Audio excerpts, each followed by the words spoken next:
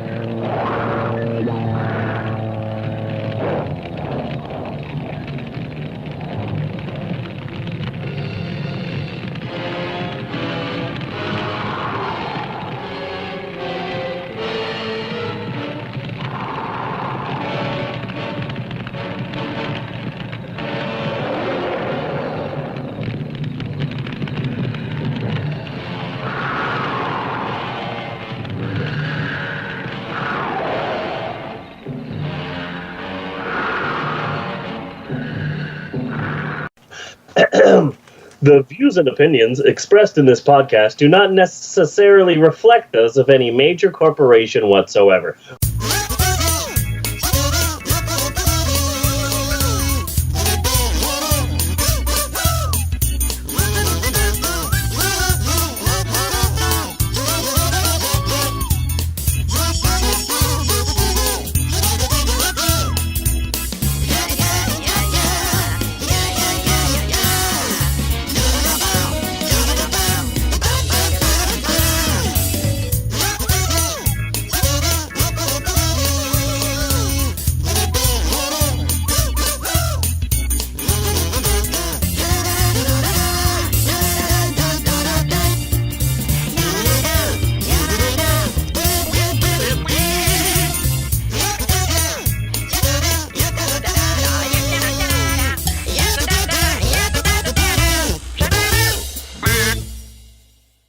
Welcome to the Pope on Film. I am Bunny Williams, and with me is Reverend Steve Galindo. I am the founder of the Church of Ed Wood that I founded in 1996, and then for Sirius in 1997.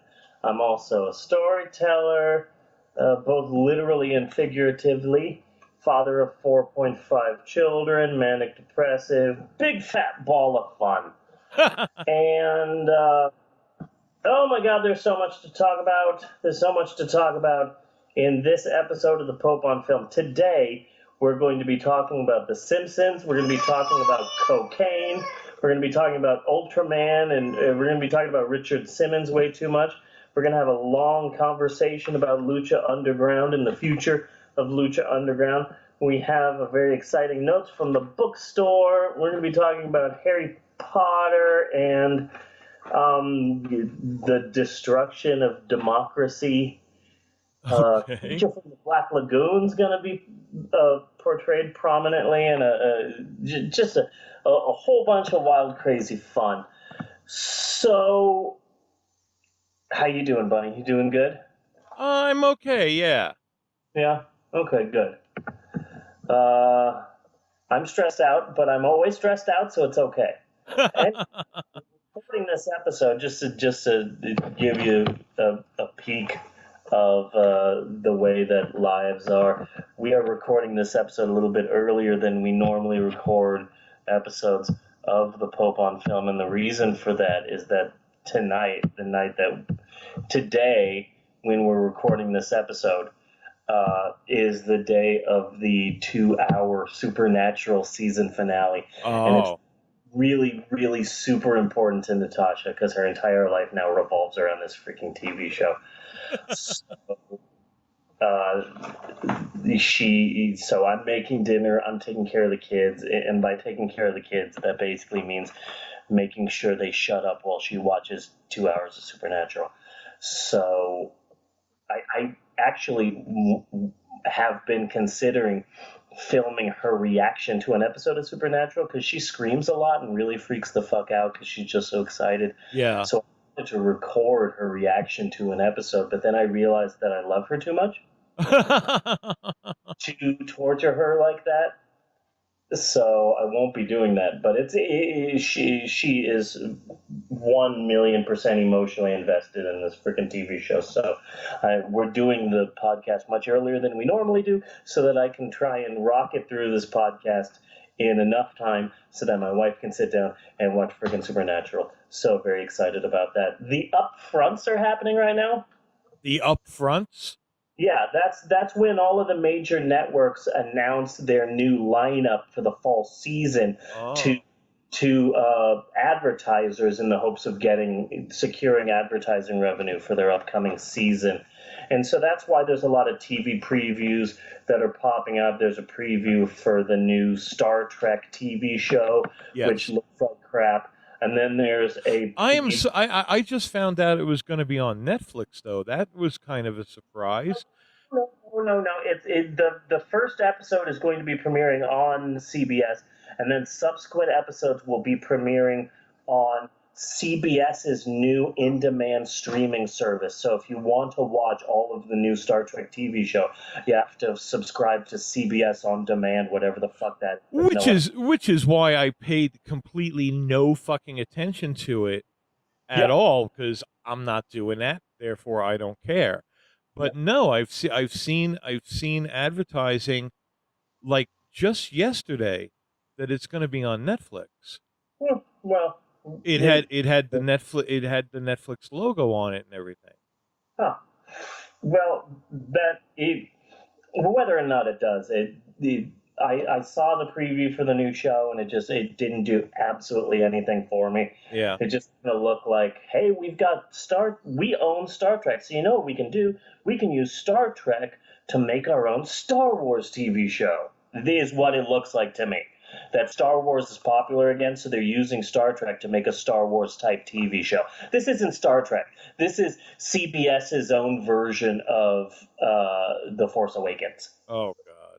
Is what it looks like to me. There's also a preview for Seth MacFarlane's new sci-fi comedy, which actually looks more like Star Trek than Star Trek looks like Star Trek. Yes. So that's exciting. That actually looks kind of funny and lighthearted, and it looks a lot more like Star Trek than Star Trek looks like Star Trek. They also announced a few hours ago that next season, Supernatural, who totally have not jumped the shark, will be doing an animated episode. Yeah, no. The episode will be animated, and it will feature Scooby-Doo. Nice. So Supernatural will be doing an animated Scooby-Doo episode. I really tried to tell the time. Hey, you know what that means? That means that you really need to watch over and over again Scooby-Doo's WrestleMania Mystery, the full-length WWE Scooby-Doo movie that they made. In fact, let's watch that over and over again, just to be prepared for your beloved Supernatural. She didn't like that. Okay. She didn't like that at all. She did not agree. She didn't feel that she needed that kind of a background? No, but I tried to tell her that, this is something that she needs to watch if Supernatural is going to be doing a special Scooby-Doo episode, but she did not at all agree with me. She was very upset. So this is episode 125. Yes.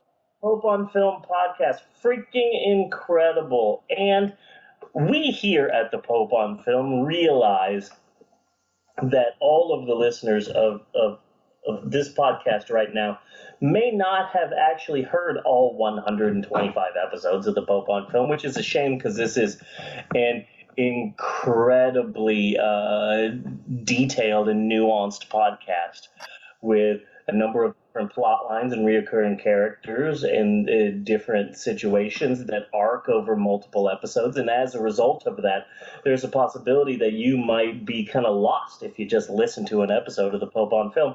That's why we are starting out every episode with Previously on the Pope on Film, to get you, the listener, caught up with all of the drama and plot lines and general hubbub of the Pope on film. So without any further ado, let's start off the podcast as we always do with previously on the Pope on film.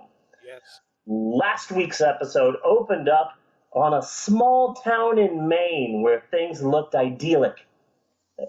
Things looked great. White picket fences, perfectly manicured green lawns. Everybody looked happy. Everybody loved living in this small town in Maine. Everything looked perfect. Yes. At first. Then we went around meeting the various people in the town. A drunken sheriff, a drunken abusive father, a Yes. drunken single dad. Man, who says Stephen King doesn't have any new ideas? You know, when you've got a good idea, you just write it on home. You That's know? right. We also met a charismatic Southern preacher who's been getting a lot of followers to his Southern Baptist kind of tent revival meetings. He's really warm and charismatic and totally not the devil, you guys. Yeah, no. Totally not the devil. We also met a young girl who is very quiet and mysterious and may or may not be holding a devastating secret. That should be exciting. And she may or may not have powers, I'm not sure about that. So, will things stay perfect in this small town in Maine? She did knock over the candlestick fell over. Yeah, it's unclear at this point as to whether it just fell on its own or whether this small, quiet girl might have some mysterious powers and might be hiding a devastating secret. It's unclear right now. Yeah. But does she have mysterious powers? Is she holding a devastating secret? And what does that have to do with the charismatic Southern preacher who has suddenly blown into town and who is totally not the devil, you guys? She's talking to her Barbie dolls for some reason. Yeah. Yeah. She's acting mysterious. Yes. So, will things stay perfect in this small town in Maine? Of course not. It's fucking Maine. Get the hell out of here. I think the real question is, why do people still live in Maine? It's like New York City in the Marvel universe. You would think after aliens destroyed New York City for the 500th time that it would basically be a ghost town. Yeah, it might be time to move. Yeah. Yeah. Why do you still live here? So why do people still live in Maine? Find out tonight on the Fun Film.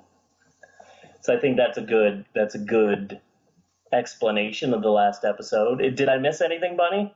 Okay. I don't think you missed anything, but we are gaining a lot of listeners, so these little sections are important. Yes. We are gaining heat on the SoundClouds. Good.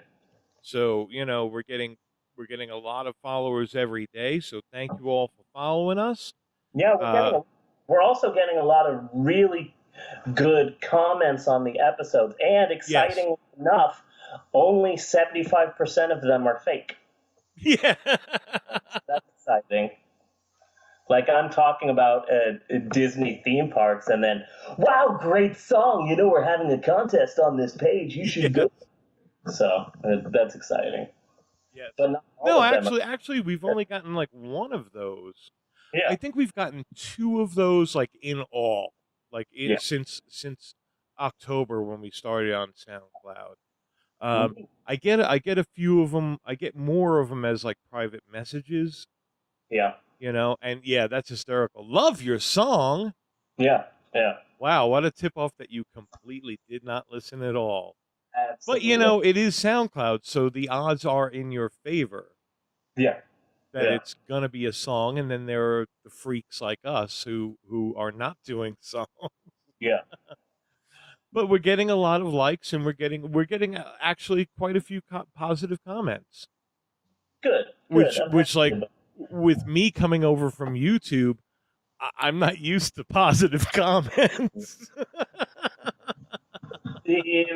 Before we really jump into everything, I wanted to mention something, a sign that once again we are ahead of the curve. Yes. Maxwell had his last day of preschool today, and I had the day off, so I drove him to school. And on the way home, I was listening to NPR's On Point, which is an hour-long show every weekday where they focus on one topic. Yeah. And today's topic was about the new Netflix show for teens, 13 Reasons Why, and why this show might glorify teen suicide and how that might not be a popular thing, how that might not be a good thing for teens. And it's like, oh, interesting. You're definitely the first person to come up with this topic. That's definitely not something that was mentioned at length in our last episode. Yeah. You know what? And it's so done. We are off to beat bugs now. Okay? Yeah. Beat bugs, motherfuckers. Yeah. Beat bugs. I actually watched an episode. My curiosity overwhelmed me, and I had to watch an episode of Beat Bugs. It's cute. It's adorable. Yeah. And just the music alone, like whether or not you like the episode, at least you're going to hear Blackbird, you know? So let me give you my critique on it, okay? Yeah. Because I think that this is as fair as possible and could possibly be a rave, okay? I got through a whole episode. It did not bore the complete shit out of me, as like any kid's show would, you know? So like, it boring the shit out of me is not a negative for the show. It's a fucking kid's show, you know? Yeah. But it did not insult me. It did not, like, some kids shows are so fucking stupid and talk down to the kids. Yeah. So heinously. Yeah. You know, and this show didn't do it. It was just a nice, cute little show for kids. Yeah. It's cute. You know? Yeah. It's not the best, it's not the worst, but I mean it has Beatles music, so that right there makes it slightly above the Yes, Maxwell, yes. Introduce the special guest. What? There's a special guest? I never would have expected that. Wow. There's a special guest here to interrupt the Pope on Film podcast. Maxwell, my darling son. Who is the special guest? Mr. Alligator. Mr. Alligator? Are you sure it's not Mr. Crocodile? It's Eleanor. Don't open the door. It's just Eleanor slamming on the door because whenever a door's closed, she wants to go inside of it. Has Eleanor turned into either an alligator or a crocodile? No. Eleanor's banging on the door to get in. Max's special guest is either an alligator or a crocodile. Do you know the difference between an alligator and a crocodile? This is how you tell, Maxwell, the difference between an alligator or a crocodile. If you see one in the swamp, the first thing you do is say, hey, I need to see your ID. And then when they give you the ID, on the ID it should say whether it's an alligator or a crocodile. That's the only way to tell. That is the only way. I'm going to show you The other difference is one has a square snout and the other one is covered in creamy milk chocolate. Yes, there's also that. And Bunny, we're not recording video this episode, Maxwell, so you can't show him, but there's something inside the alligator? Is that what you're saying? Yeah. What's inside of the alligator? A car. He ate a car. He ate a car? Wow, he ate a car. Well, thank you, alligator, for being on the show. Thank you so much for being a special guest. So, real quick, Al Bundy, before we dive headfirst into our weekly doorway of randomness, there are two teeny-weeny, itty-bitty, titty-committee little things that I wanted to mention in the last two episodes, but I just forgot about. Yeah. So this is something I wanted to mention during the Sandy Wexler episode, and then I forgot, and then I tried to remind myself to say it during the Spinal Tap episode, and then not only did I forget to bring it up in the Spinal Tap episode, but I also forgot to mention something during the Spinal Tap episode, so it's just been building up and building up. So I figured that I would mention them now before we get to like the meat of the rest of the show, okay? Mm-hmm. Okay. Number one. Yes, Maxwell. Something put this money in Oh, you found a gold coin. That's awesome. You're rich now. You can buy and sell someone. You should buy us a slave. Oh, someone got it out of the ocean. Oh, wow. So it's like sunken treasure. That's pretty cool. First off, just brief moment, we have to go back to Sandy Wexler. Oh no. I apologize for that. See, this is why Adam Sandler is like head lice. Okay, yeah. okay. We watch one motherfucking in 125 episodes. We watch one motherfucking Adam Sandler movie, and weeks later we still can't get him out of our hair. Yeah. No, I know. But so during that episode. During that movie, Sandy Wexler was living in a rich foreign man's pool house, right? Yes. Yeah. But did you know why Sandy Wexler was living in the pool house? No.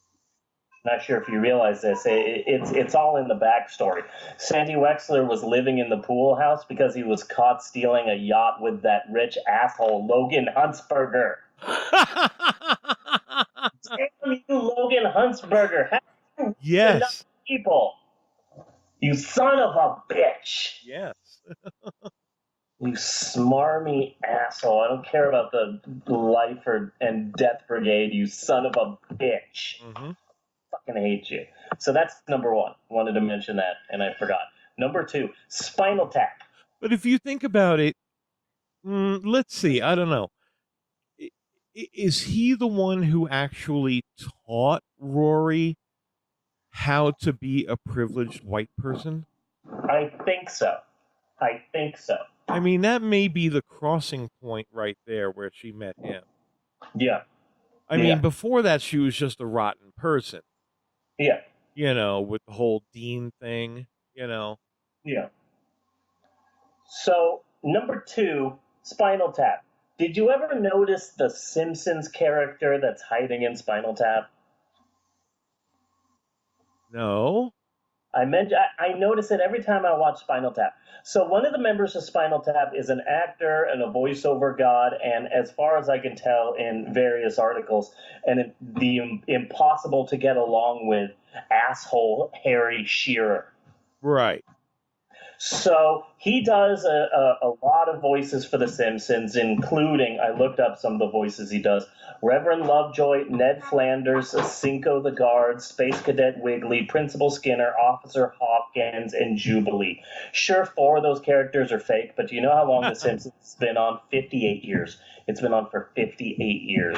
Yeah. And in that time, they've developed a lot of characters. So one voice that Harry Shearer does for The Simpsons is generic-sounding radio voice. Okay. So they're driving in the car, and the radio is on. You're listening to KBBL. Oh. You know, so he does the radio show DJs whenever they do that. So that is also the voice that he does in Spinal Tap in the scene where the radio is playing in the hotel and they call the boys in because they're playing Cups and Cakes. Yeah. Cups and Cakes. I'm so full, my tummy aches. And then it cuts to the DJ. Oh, yeah, that was the Thamesmen with Cups and Cakes. The Thamesmen later changed their name to Spinal Tap. They had a few wayward hits. They're currently residing in the Where Are They Now file. Yes. That's 100% a character from The Simpsons that have appeared a bajillion times, and it's voiced by Harry Shearer, who is in the room listening to himself. And it's, you know, when I watched Spinal Tap before The Simpsons, I never thought of that. But now that I've watched The Simpsons so much, I watch Spinal Tap, and just whenever that scene comes in, it's like, well, goddamn, yep, that's exactly what that is. That is a Simpsons character hiding in Spinal Tap. Nice. Nice pull. Nice detective work. Yeah, it's interesting. What, Maxwell? It's show, so I need to. I'm going to put it on Facebook. On Facebook. On my computer. You want to do the Maxwell show? No, I'm going to I'm going You're to going make a show. You're going to make a show? Okay, well, right now I'm recording my show, though. So when I'm done recording my show, you can record whatever show you want, okay? Oh, I'm recording your show. Oh, you're recording my show. Okay. I'm going to put it on Facebook. Oh, you're going to put it on Facebook. Well, isn't that nice? Okay, thanks. And Netflix. Wow, we just got some really good, we just got a Breaking really good deal. Yeah. breaking news. Yes. So Bunsen Addy, this week on the show, Bun to the Izzo, I wanted to deviate from the norm here, and what that means is that I will not be starting this episode talking about Donald Trump or Netflix shows or the sex lives of people in Maine. This week, we're kicking off the show by talking about movie stars. All right. And celebrities in general. You know, Bunny, it's movie stars and celebrities that fuel the world of Hollywood. Yes. Oh, wait, no, I'm sorry, did I say movie stars? Yeah. You Okay, did say movie stars. What I meant to say was cocaine. It's cocaine, Bunny, that fuels the world of Hollywood. And you know who buys the cocaine? The Hollywood stars buy the cocaine, and pretty much everybody in Hollywood, isn't it? No, the producers buy the cocaine, and then the producers give the cocaine to the talent wranglers, and the talent wranglers give it to the managers, and the managers give it to the movie stars, who then use the cocaine to act in the films for the producers. That's called the California Circle of Life. Okay. And it moves us all. Till we find our way. Hati, hati, hati, hey. That's the African part. I don't know that part. So I just figured, here's a crazy idea. What about starting off the podcast by talking about movie stars and celebrities? You know, what with this being an alleged Wait a second. I just had a brilliant idea, though. Okay? Yeah. If we could somehow replace the cocaine with a like a poker chip, okay? Okay. Maybe a Subway token, okay? Okay. Yeah. And then that gets passed all the way down instead of the cocaine. Yeah. And then the actor or actress brings us the token, and we give them the cocaine directly. That's good thinking. Yeah. That's really good thinking. Yeah. Yeah. That could probably work. Yes, Maxwell. Yes. I posted a little bit of a show on Facebook and You posted my show on Facebook and Netflix. Well, thank you very much. Okay. Thank you. That's really awesome. Okay. So here is a small list of some of the true facts about Hollywood movie stars and celebrities, Hollywood celebrities for you, okay? Okay. Okay. Johnny Depp. First off, let's talk about Johnny Depp. Johnny Depp, interestingly enough, not sure if you know this, Johnny Depp is the human equivalent of a Black Crowes album. Like if a Black Crowes album became anthropomorphized, Yes. it would be Johnny Depp. Yes. Yeah. So Johnny Depp owns 5 massive mansions, and they're literally right next to each other. Yeah. So one mansion right next to another mansion, right next to another mansion, right next to another mansion, right next to another mansion. He literally owns roughly 83% of a cul-de-sac. We're not recording video, so you can sit down dressed as that. That's fine. I'm just letting you know. In fact, he's trying really hard to own the entire cul-de-sac, but there's one guy at the end of the cul-de-sac that refuses to give up his house, and that is just driving Johnny Depp fucking nuts. But yes, it's pretty wonderful. And Eleanor's inside. That is so fucking weird, though, and I don't understand why celebrities do. How many fucking houses do you need? I don't know. Seriously, I mean, seriously. I see, because I would have to be the other dick. I totally would. It would be like, oh, Johnny Depp, I love you, Johnny. You want me to fucking fuck you. Yeah.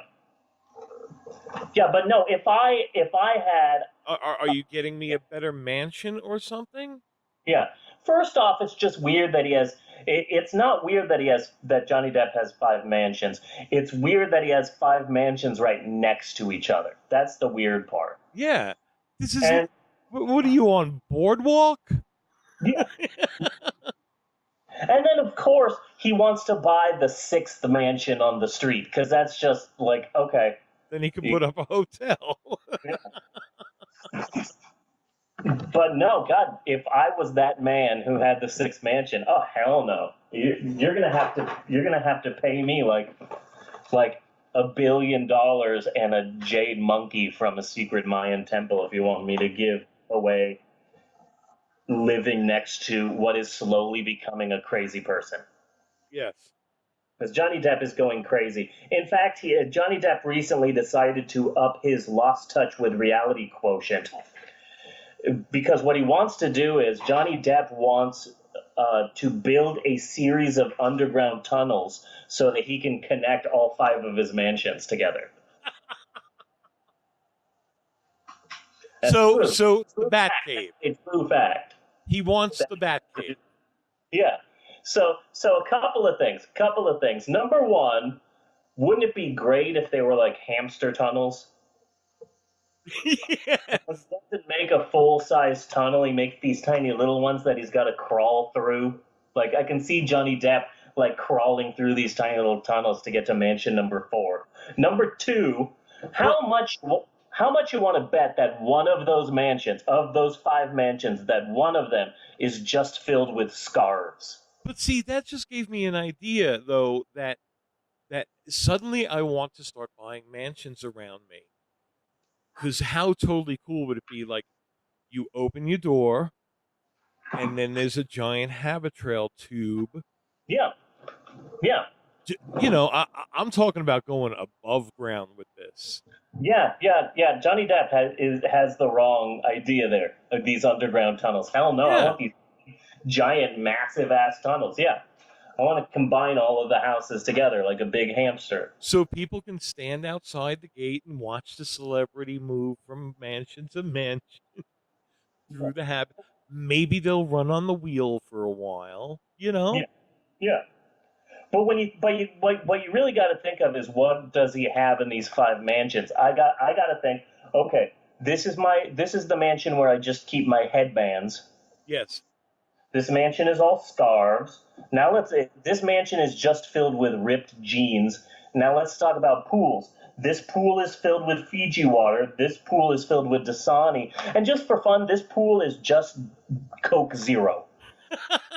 This is my Coke Zero pool. I have immigrants change the pool every hour. Yes.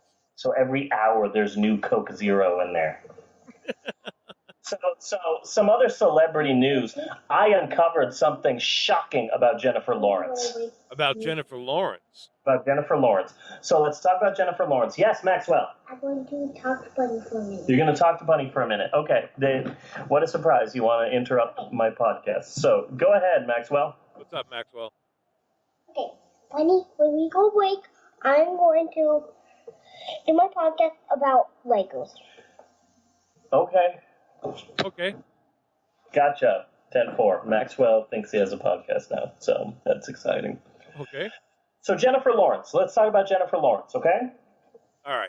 She is outspoken. She is loud. She is brash. She is not afraid to be herself and laugh and burp and tell everyone how she feels, okay? So that makes her seem real and relatable to normal people like you and I, Bunny. Okay. And this is the Hunger Games chick, right?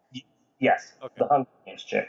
And that, Bunny, that I just said was the first and definitely last time that you and I will ever be called normal people. FYI. And if you hear a racket going on behind me, it's because Maxwell is flipping a water bottle. Apparently, Maxwell has turned into a YouTuber. You just hit me with the water bottle, Maxwell. That's not how it works. I know. I'm trying to do Yeah, I know what water bottle flipping is. I go on the internet, Maxwell. Why don't you do that in the living room so that everybody can hear you? And I mean, that's more of a visual thing, and a podcast is an audio medium. Don't use your teeth to open that bottle. Teeth are not tools, okay? Yeah, I know. Teeth are not tools unless you're a beaver. Are you a beaver, Maxwell? No. I didn't think so. So, Jennifer Lawrence, she's funny and she's silly and she's outspoken and she's loud, and that got me thinking. Okay, that got me thinking. Yeah.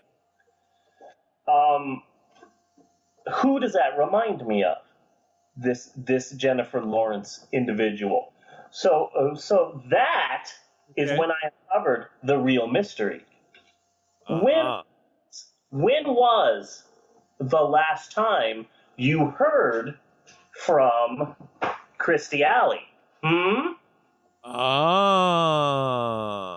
2 words for you, bunny. Monkey's paw. Monkey's paw. Monkey's paw. So I think you might have something there, yeah.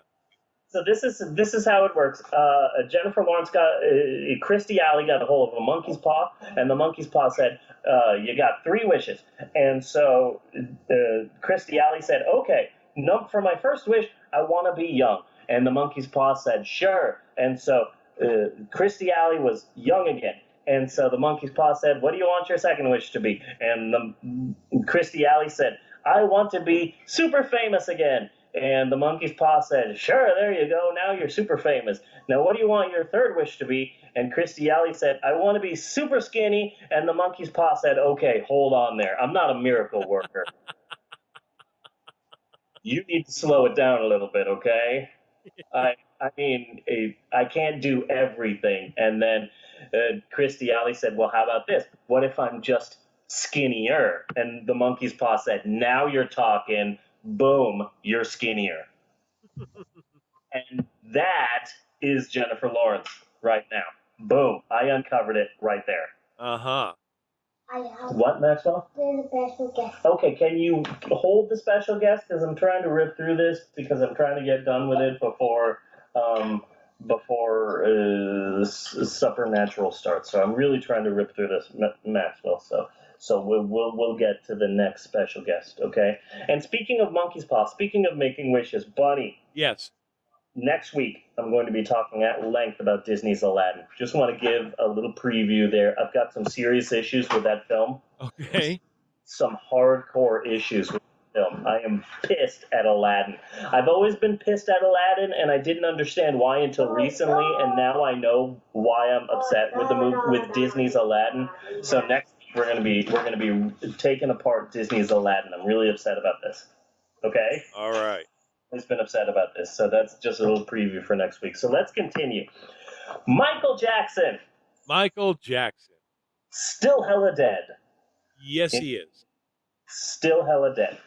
And I'm sorry for what I'm about to say. If you are one of those people that once a celebrity dies, they instantly become martyrs and can no longer be criticized. Yeah. But Michael Jackson. Yes. If Michael Jackson is in heaven, and yeah, that's a big if right there. Mm-hmm. But if he's in heaven, how much you want to bet he's being real inappropriate with cherubs right now?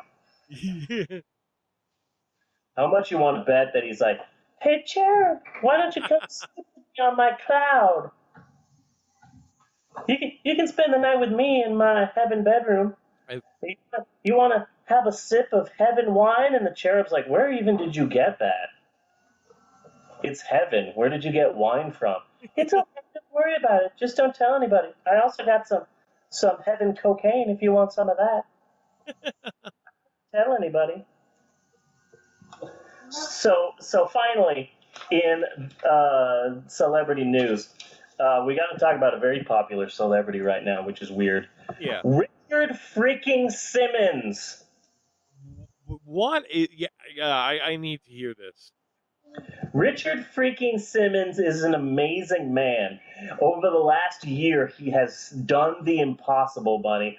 The freaking impossible. Richard Simmons somehow made the world actually give a shit about Richard Simmons. And to think all he had to do was mysteriously drop off the face of the earth. He should have done that sooner then. Yes. You know? Because suddenly Richard Simmons is really popular and all over the place and all anybody's talking about. So in fact, it's a big mystery right now of what happened to Richard Simmons. So here's a small list, a list within a list. So it's listception of what may have happened to Richard Simmons. Just a few really quick things that I thought of what may or may not have happened to Richard Simmons, because it's a mystery right now. So here's 5 little things that may or may not have happened to Richard Simmons. Number 1, he may have purposefully disappeared from the public eye to become a full-time crazy nutball, Norma Desmond style. Yes. Or like Howard Hughes without the genius to weigh him down. You know. Well, oddly enough, I have been tracking Richard Simmons. Yeah, of course, like everybody. Okay, like well, in particular, I can't help it because I happen to have been watching General Hospital at the time when he originally emerged from his cocoon. Yeah. Yeah. And how can you not be fascinated? Like, why is there an exercise show in the middle of this soap opera? Yeah. So I have been following him, and he has quietly yet boldly finally come out and it admitted his deepest, darkest secret, that he actually identifies male, and he has been going through the transition to help him along. He was a Navy SEAL for a couple of years. Mm-hmm. Now he's a jet pilot. Yeah. Yeah. Of course. He's no longer Richard Simmons. He's changed his first name to Brock. Brock. That's a good manly name. Yeah. I like Brock Simmons. Oh yeah. Yeah. So, yeah. So I'm pretty proud of him. Pretty proud of him that he's finally living his life the way he always knew he should. Good. Yeah. There's I've got something planned for next week that you're really gonna like, and just want to tell you right now, you're gonna like what I have planned for next week.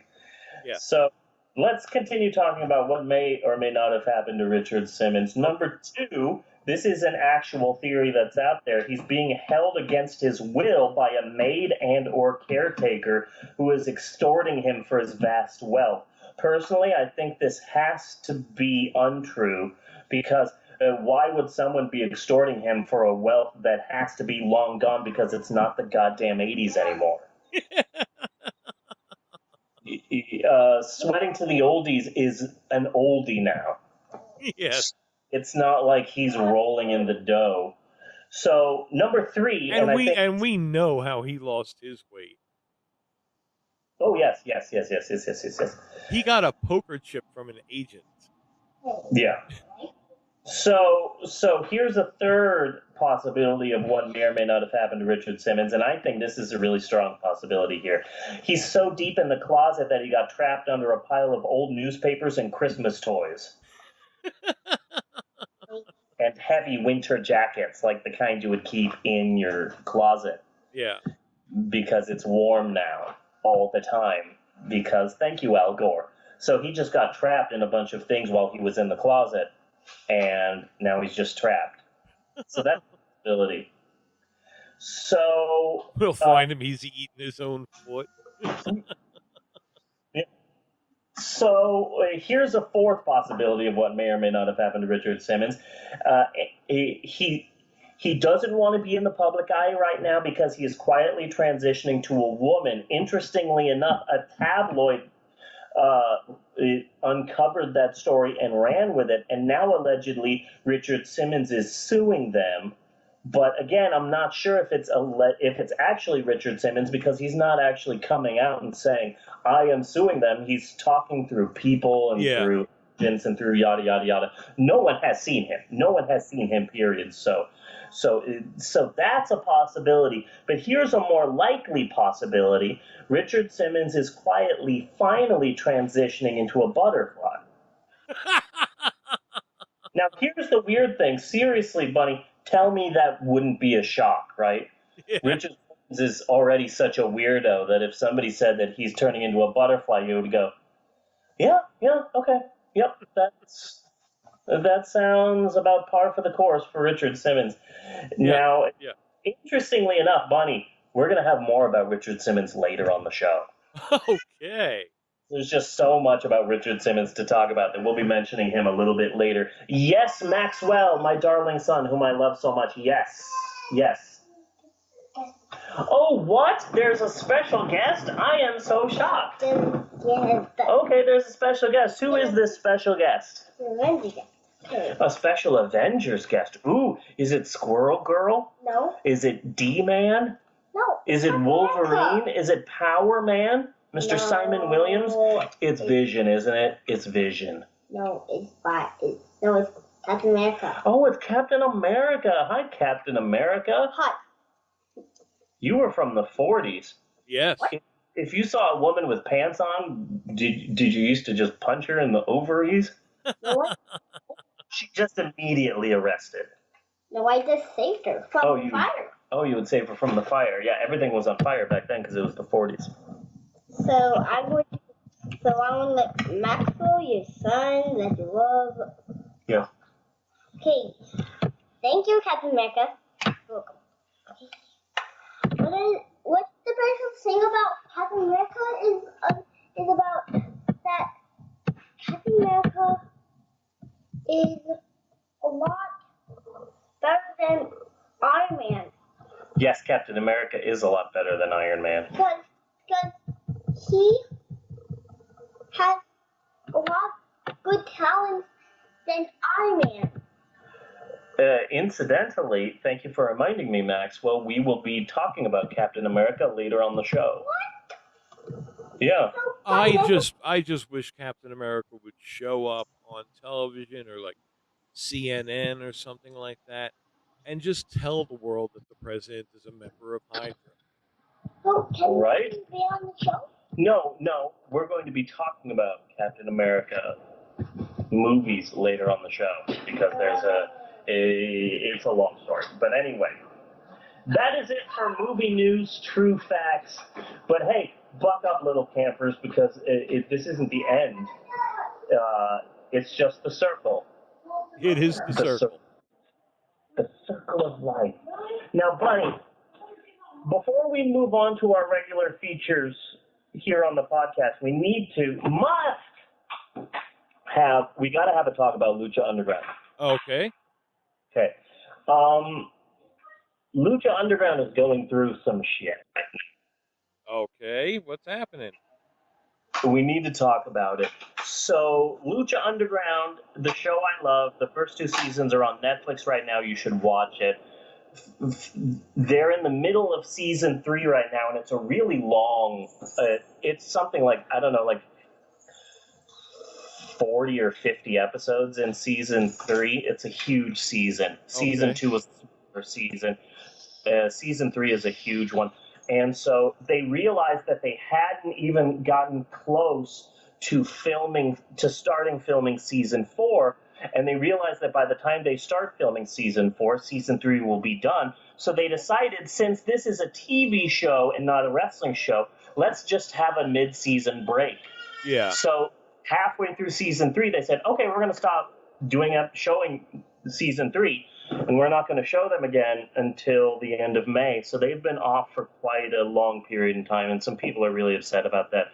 Prince Puma, a.k.a. Ricochet, has in his contract, he's done filming for Lucha Underground, but in his contract, he cannot go to any other company until his last episode airs on Lucha Underground. Oh. So ready to be signed by the WWE. The WWE want to sign him immediately, but they cannot because Lucha Underground decided to cut season 3.5. So Prince Puma is inches away from having the biggest moment of his career, but he's being screwed by this mid-season break. So Yeah.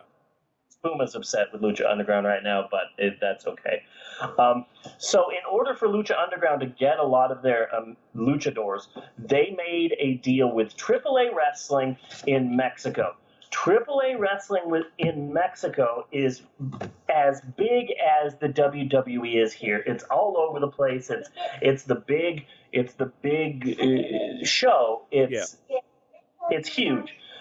However, when it comes to the way that AAA treats their wrestlers, it's kind of sort of more like the WCW of Mexico. What, Maxwell? What? No, you have to wait on the next guest for a while, okay? I'm in the middle of talking, and you're just going to have to wait, okay? Sorry.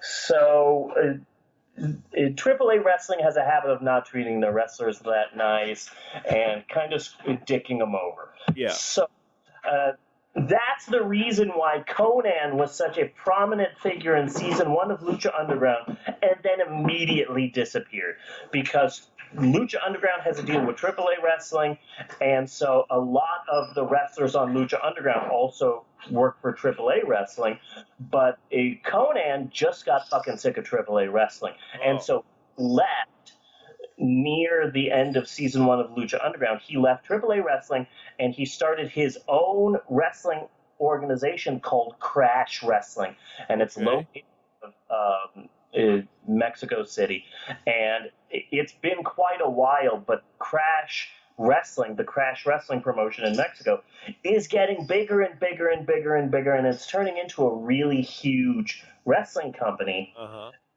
Mexico. And so a lot of the AAA Wrestling luchadors in the past year have left AAA Wrestling and have signed with Conan's Crash Wrestling promotion. Wow. So Lucha Underground is kind of screwed because they have this ironclad contract to work with AAA Wrestling, but some of their biggest names in Lucha Underground have left AAA Wrestling, so what the hell are they supposed to do now? Yeah. Some of the names include the man they call Cage, the big, heavy, roided out white guy. Yeah, he annoys me. Yeah, but he's because I'm huge. a machine. They call me Cage because I'm a machine. Okay.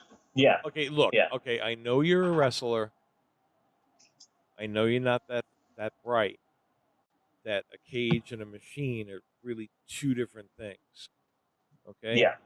But you are a fucking wrestler. You should know what a cage is. Yeah. All right.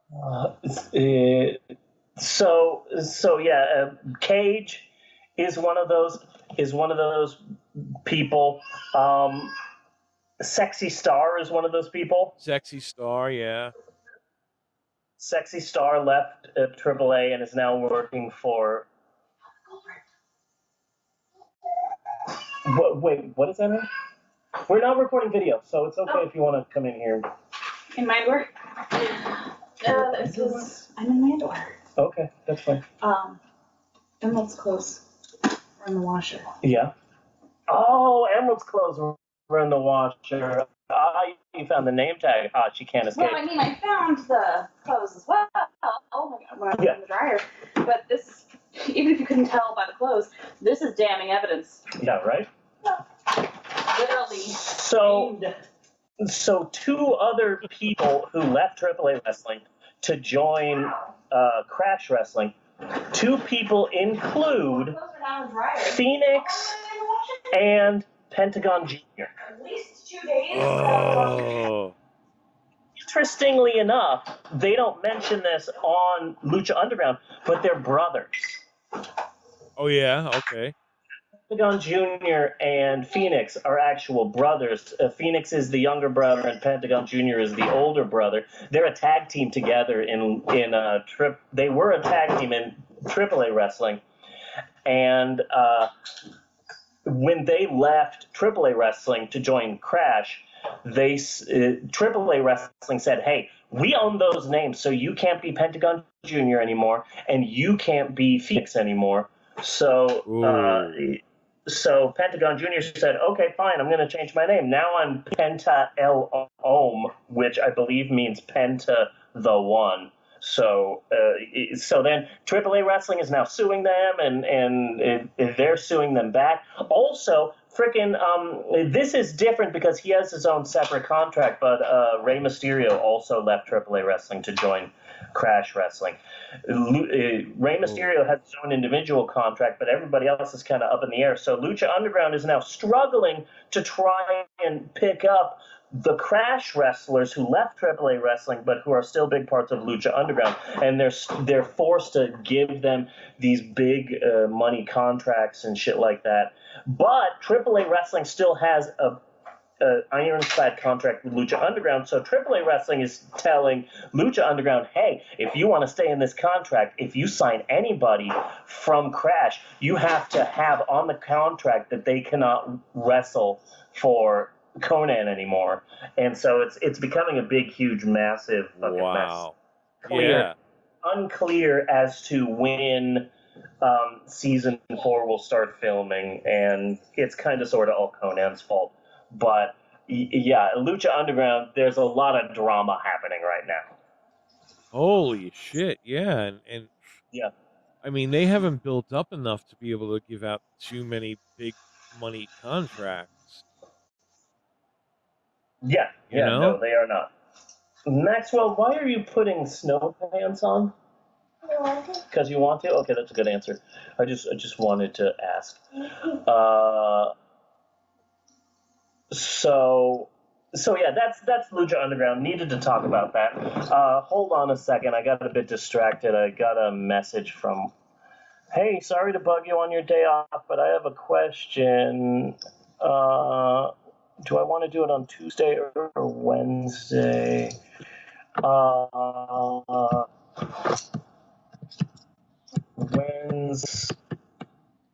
Wednesday, because I can't have a day off, basically. I can't have a day off from work. Okay. Okay, so that's Lucha Underground. Also, interestingly enough, Vampiro has gotten a huge promotion. He's now in charge of talent management and in charge of, I don't remember what, but he's in now. Well, he's now an executive at Lucha. Good for him. I think that makes some, because he's got to have contacts elsewhere in the wrestling world. I mean, there are a lot of little American groups. It would be kind of a shame because it would be seriously. I already think there are too many white people in Lucha Underground. You know?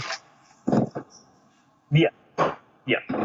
But you know, if you gotta survive, you gotta survive. Right. As a company, as Lucha Underground. You know, so maybe Vampiro has contacts where he can, I don't know, maybe contact Jeff Jarrett and get some people from there. You know what I mean? Yeah. Some of the smaller wrestling organizations. Yeah. Ring of Honor, maybe. They're really super small. Yeah.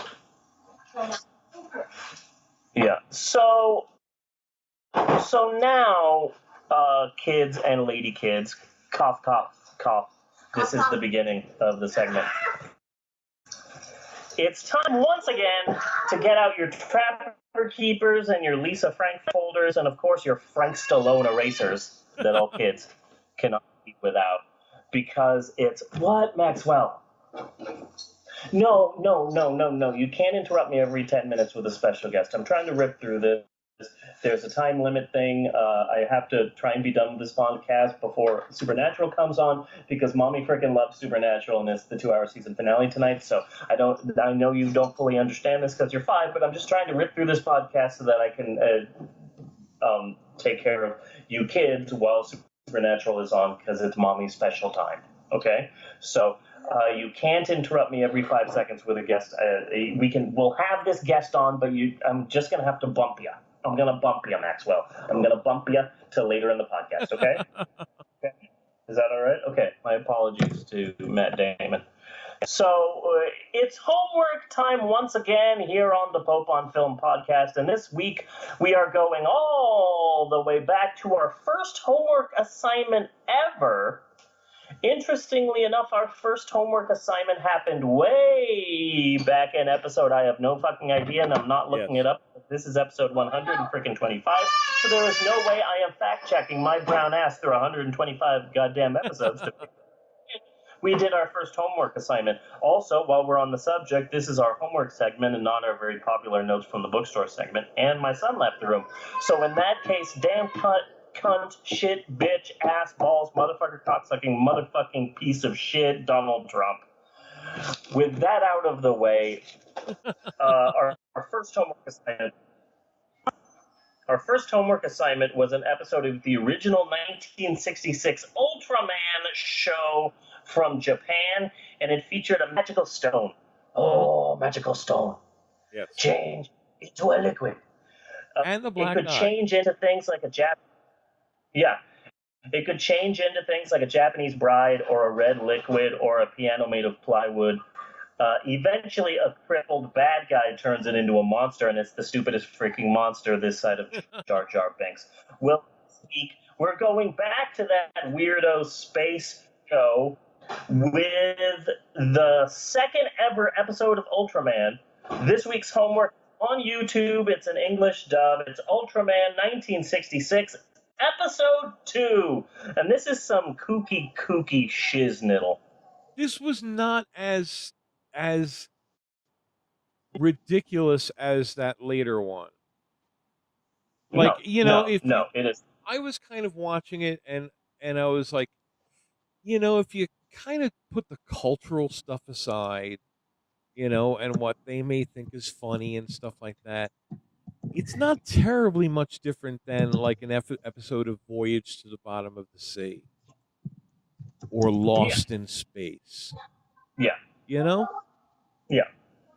So, yeah, it does have some serious sci-fi moments, but there is a bit of kookiness, especially with the what's his name, Ide. Yes. And Black Guy and all of that. At times, especially when he's involved, there are times when this feels like Japanese Scooby-Doo, but with a shorts, snot-nosed kid named Hoshino in the place of a pot-smoking dog with an eating disorder. This is one of my favorite worst episodes of Ultraman.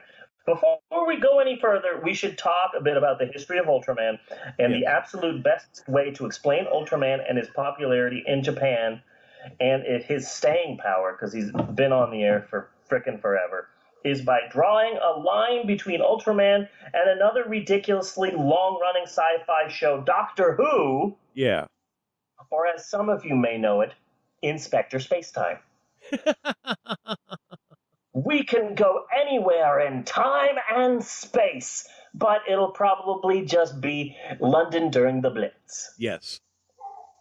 Surprisingly enough, Ultraman and Doctor Who have a lot in common. For example, Ultraman began life as a fairly childish kiddie show before exploding into a long-running sci-fi juggernaut, and in much that same way, Doctor Who began life as an unwatchable black and white test pattern to scare those away from British crops. Not sure if you know that. The original episodes were in black and white and they were unwatchable. Yes. And only created to scare British crows away. Any of the few I've seen have, yes, they indeed have been unwatchable. Yeah.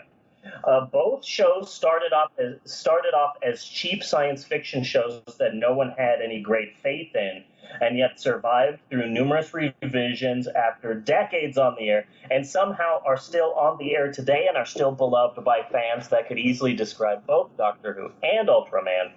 There have been numerous different Ultramen and different itinerations, and it's been updated, and there are movies. So many Ultraman movies. One came out in 2016. Really? The last one. Yeah, the last one came out in 2016, and it featured. I'll get to that. I'll get to that. Ultraman features a character. Features a lot of characters and monsters that are just men in rubber suits. Yeah. A guy in a cheap outfit fighting a rubber suited monster. In that same light, did you know? I'm not sure if you do, but I'm such a Doctor Who fan that I obviously know this. The fourth Doctor, Kenny Baker. Is that his name? No, Tom Baker. Tom Baker, there you go. I knew it was a Baker. He was actually a Japanese man in a rubber suit. Yes. Yeah, I did know that. That explains his... life. What? Yet no one looks like Tom Baker in real life. No, and that's why if you Tom look Baker at him, was just a guy in a suit. He looks like his skin doesn't quite fit right. And that's why. Yeah. Exactly. Exactly. His skin looks exactly like his overcoat. Yeah. It just doesn't fit right. Did you hurt yourself? How did you hurt yourself, Maxwell? You hurt your tooth on the door? Oh, have mommy kiss it. She'll make it better, and she can check on your tooth to make sure that it's okay. And finally, both Doctor Who and Ultraman had really cheap-looking bad guys appear early on in their first itineration, yes. Only to have those cheap-ass-looking bad guys eventually become the series' most beloved and well-known villains. Really? For Doctor Who, it was the Daleks, which were basically just trash cans. Yeah. And they were in, the second story arc ever of Doctor Who. I think so. Yeah.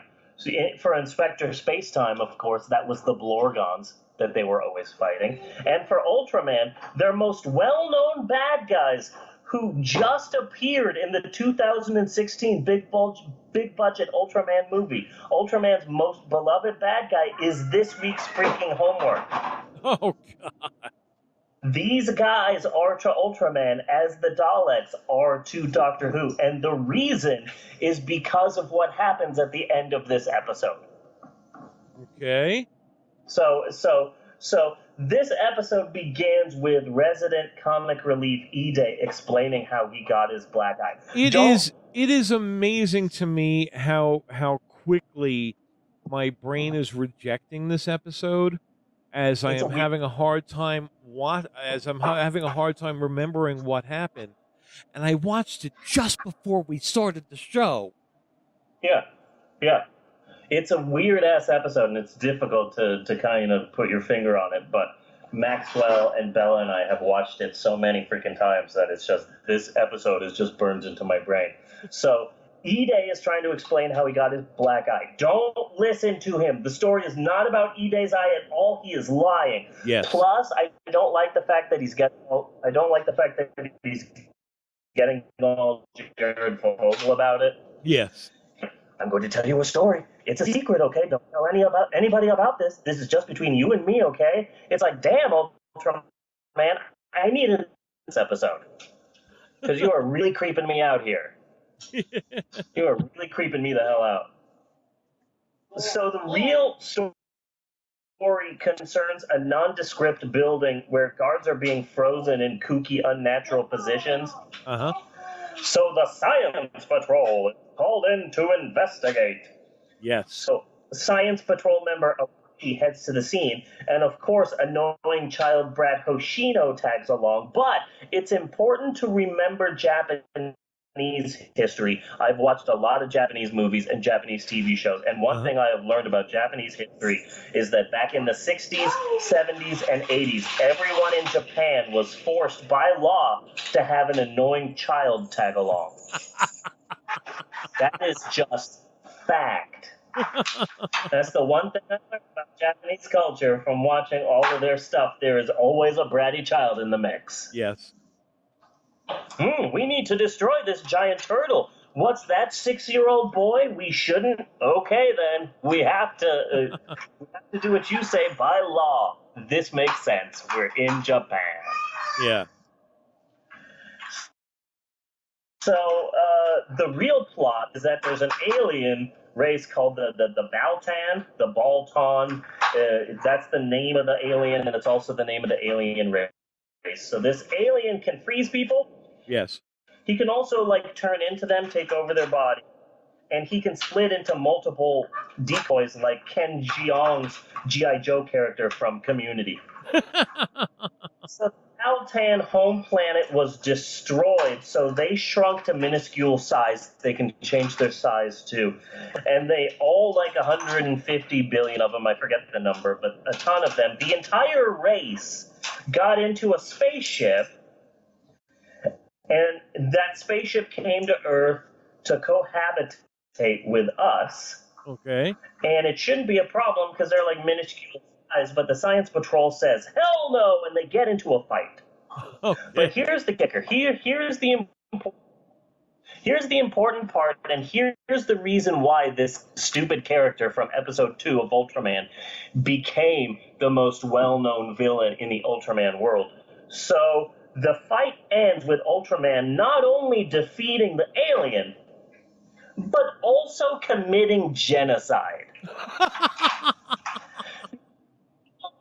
Because the alien says, my entire race is in a spaceship, and the spaceship is invisible right outside of the Earth's atmosphere. So what does Ultraman do? He says, I've defeated this alien, and now I'm going to go fly into space, and hey, I found out where your invisible spaceship is. Ha! I'm going to blow the shit out of it. And he blows up the ship with an entire race of aliens in it.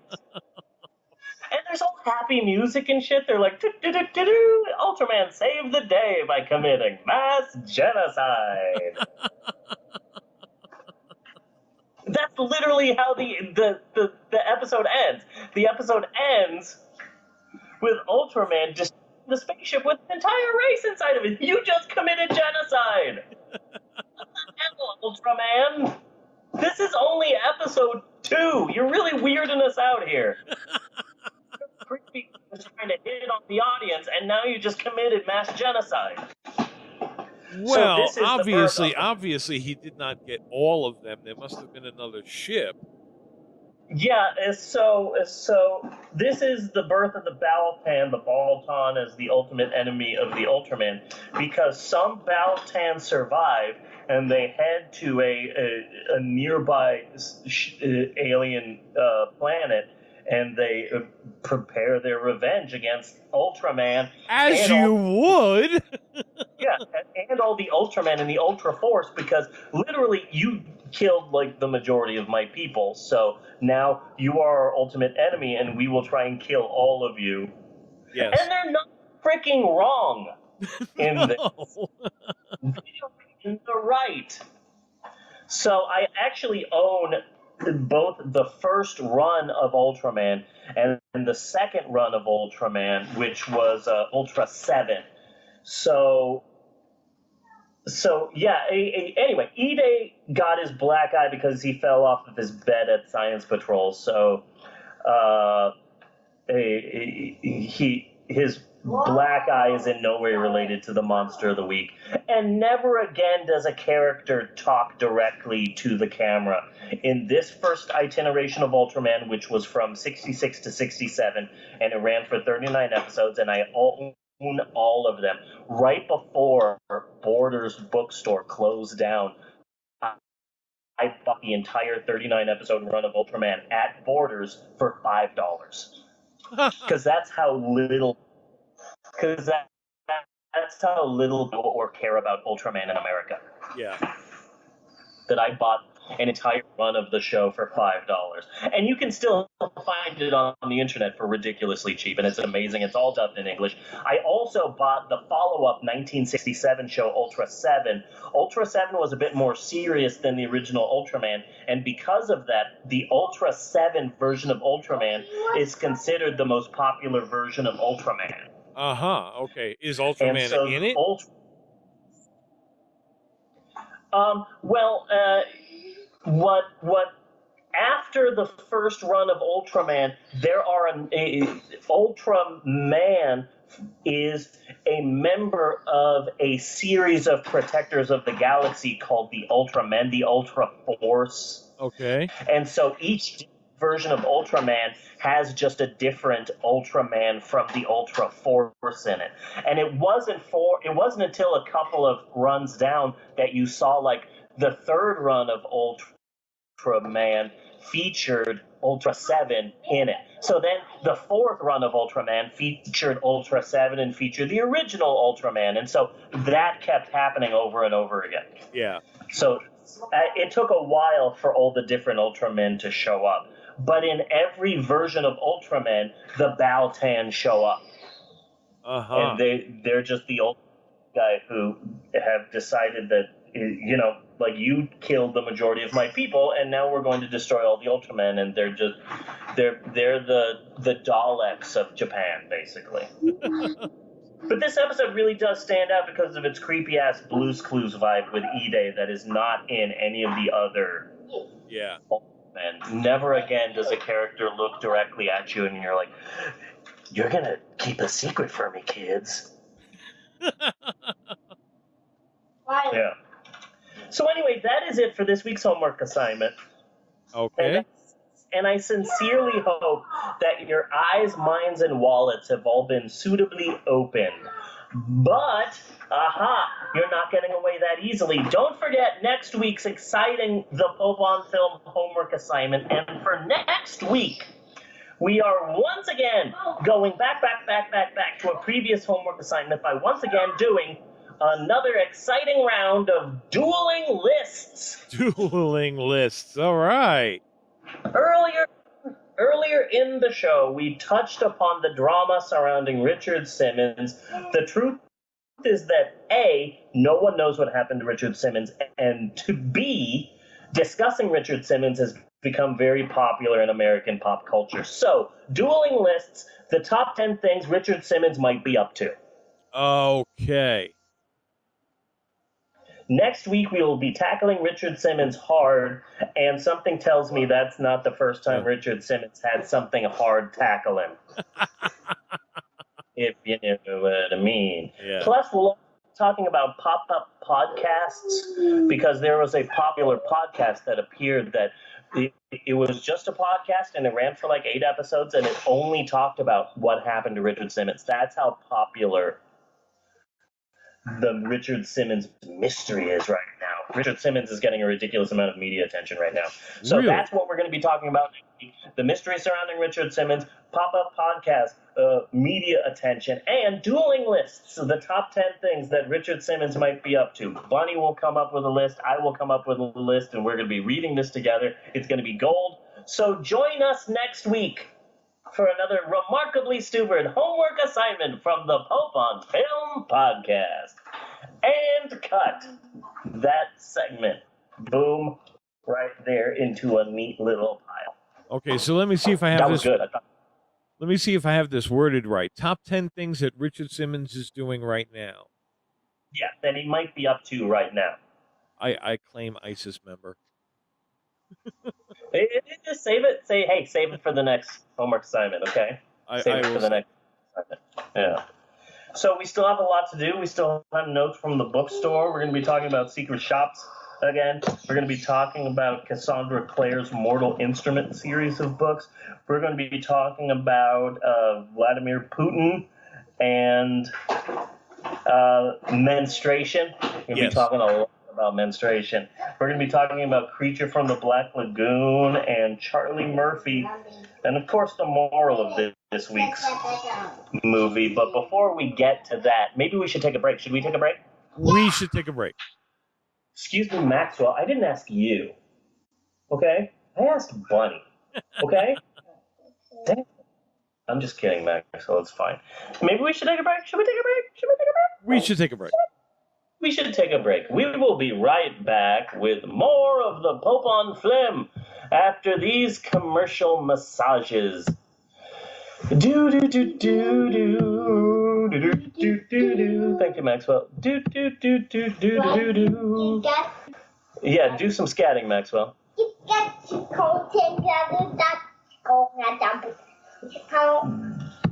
Did he? But do what? You don't have to speak in tongues, Maxwell.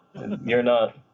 I'll speak French. Oh, you were speaking French. Gotcha. I thought for a second you were getting all "oh baba kanda" and stuff, but no, we're good.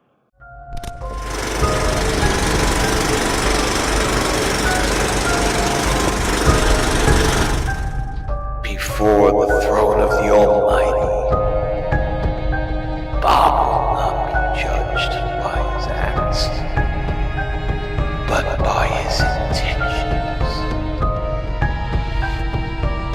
Only God can judge Bob's heart.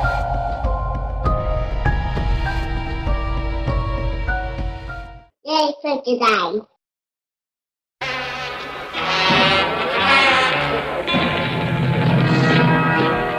$1 million head, this. We know it doesn't matter. We know it doesn't matter. We know it doesn't matter. We know it doesn't matter.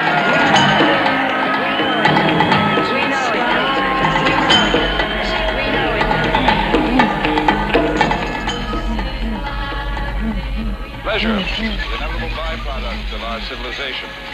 A new world, the only preoccupation will be how to amuse itself. Tragedy of your time. We know it doesn't matter. Come on. Hey, nobody wants none of me, not even myself.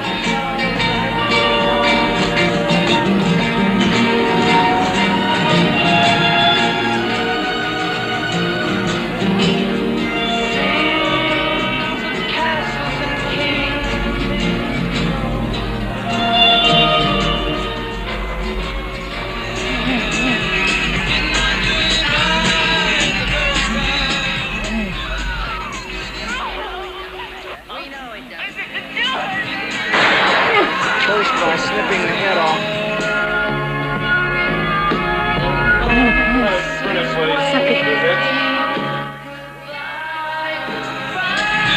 $1 million head, this. Davey, don't!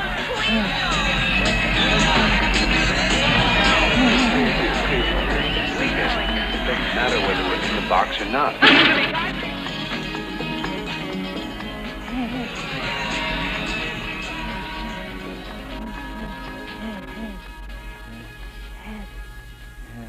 Hey,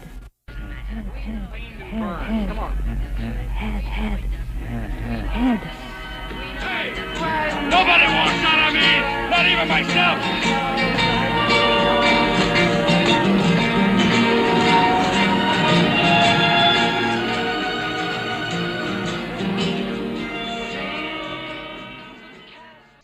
And we're back with more of the Pope on Film. Well then, Buntendo Entertainment System. Uh-huh. Cough, cough, cough. This is the beginning. Cough, cough, cough. Let's talk about books. You see, people always say, write what you know. And what I know is that I have been a loyal and not at all disgruntled employee at my local bookstore for well over 16 flippin' years. As such, I really do have my skeletal fingers on the pulse of the book world, and I am here to lightly caress your ear holes with my skeletal fingers with this week's installment of Notes from the Bookstore. And hey, Bunny, Yeah. Bunny. Yeah. Guess what? What? We got our secret shop. Yeah? Yes, we got a 79.3847%, which I'm proud to say isn't failing. Nice. So unlike Donald Trump's presidency or me in college in the late 90s, your local bookstore is not hideously failing like a drunk puppy on fire. A drunk puppy? Yeah, a drunk puppy. He would be drunk on, like, Red Dog. On Red Dog. I just realized what a puppy would be, what a dog would be drunk on. The dog would be drunk on Red Dog. Yes. Also, unlike Disney's Santa Paws series of movies, no puppies died during the making of this podcast. Yes. Unlike That you know of. Yeah, unlike Disney's Santa Paws series. So yeah, Disney killed dogs. Look it up. Just Santa Paws. Google that. But I digress. The point is, and I do have one, the point is that we passed our first secret shop. Did we pass with flying colors? No. In fact, H-E double hockey hell no, we did not pass. We did not pass with flying colors, but at least we passed. There are some other stores out there that did not do as good as we did. In fact, there's one other store actually got a 49% on their secret shop. First off, how was that even possible? Were the books on fire? Was everyone drunk? I'm so confused. How do you get that low of a score? It's like Anchorman. How did you do that? In fact, I'm not even mad. That's amazing. You pooped in the refrigerator? And you ate the whole wheel of cheese? How'd you do that? Anyway, the store manager at that store that got a 49%, there's a lot of rumors about what has happened to that store manager. Uh-huh. Some say that store manager is getting fired. Some people say that that store manager is getting transferred quietly and secretly to another store like a naughty priest. Yes. You know, just keeping it under wraps. Some people say torture. Some people say that store manager is going to be tortured. I heard... That is a strict company. It's a very strict company. I heard, not just any torture, I heard that the store manager is being sent to a secret blacklist site in Jersey where, can't believe this, he's going to be forced to watch La La Land over and over again. And with the torture, what makes me feel bad is I had heard that this particular manager had sensitive nipples. Oh, God. Sensitive nipples. That's bad. Yeah. But yeah, can you imagine the torture of watching La La Land over and over again? I mean, the beginning is great, but it goes downhill fast, especially when the white guy is telling the black guy he's doing jazz wrong. And then he gets all prissy like, oh man, how dare that guy make me rich and famous? How dare that guy make me so famous that I can afford to open my dream jazz club? How dare he ruin my life like that? Yeah. Well, the meow meow cats. Yeah. Yeah. But that's fun. And don't worry, Maxwell, I'm not going to get your room messy. But anywho, the rumor about the fate of the 49% store is that the rumor that I believe to be true. Yeah. Is that the suits up in corporate, I heard they hired a bounty hunter to encase him in carbonite and deliver him to Jersey. That's serious. The suits are serious. The suits don't play. That is pretty serious. Yeah. The suits don't play. Maxwell, if you're going to be playing with like the super crinkly thing, can you do it in another room? Because I'm trying to record a podcast. Just FYI. Just thought I'd throw that out there. If you're going to continue crinkling that, can you go to a different room? Because that's very loud. And I'm trying to... Okay. You can do that outside if you want. Or did you already get all the flavor out of it? Let me throw that away then. And maybe wipe your face, because your face is super greasy right now. In fact, I heard through the grapevine that the suits in corporate are real happy with how the secret shops have been going down, because the secret shops, they're happening all over the place, and Maxwell's hands are now so greasy that he can't turn the doorknob. Something, Maxwell. Grab those shorts and use the shorts to turn the knob. Okay, Mommy turned the knob for you. Remember, you're throwing something away that Mommy just pushed against the door. Why are you torturing me? I'm not. Okay. You just don't know how to control your urges. I don't know how to control my urges. That is. I gotta go get her a diaper. Oh, okay. She's gonna scream at y'all. Yeah, she is. Let She's her going to be scream at you. screaming in the middle of the. Fuck this shit on my. Honey, I'm trying to keep notes from the bookstore clean. We're in the middle of notes from the bookstore. And you come in here, old That's what Snoop you do. dogging it up. No! Next time you come in here singing rap lyrics, yeah, trying. Expletive deleted. I'm just trying to keep this part clean of the show, okay? She's rocking out to it. I know she's rocking out to it. I'm just trying not to cause. In this one part. Here, Eleanor. I'll share my popcorn with you. That's how much I love you. So, the Suits, they're loving the secret shops. Okay. So, the Suits are ramping up secret shops. Number one, the secret shops are now going to be 3 times a month. The secret shops are also now going to account for a whopping 40% of our final grade, which is odd because we're not in school. Okay. And the Suits are going a step further. Bunny, Yes. secret robberies. Secret robberies. Yeah, they're to test stores and see how they'll do in a robbery. And let me tell you, I am super excited about this because experience. You have training. I do. I'm totally prepared for this. On the job training. I have literal on-the-job training Hands on. when it comes to robberies. So it's like, guys, we got this. I don't know if that's fair. I mean, you do have the upper hand in the situation. We do. Hey, can We you do. not do that, kid? Anyway, Bunny, Mhm. let's talk about books. Summer is almost here, so a lot of books are coming out right now. So I've got a list here of some of the big ones. So let's talk about as many of these books as we can while we can, shall we? Sure. Mommy. Ivanka Trump has a new book that just came out. It's on our bestseller list right now. It's called I Worked Real Hard for This. No, seriously, why are you all laughing? That's good.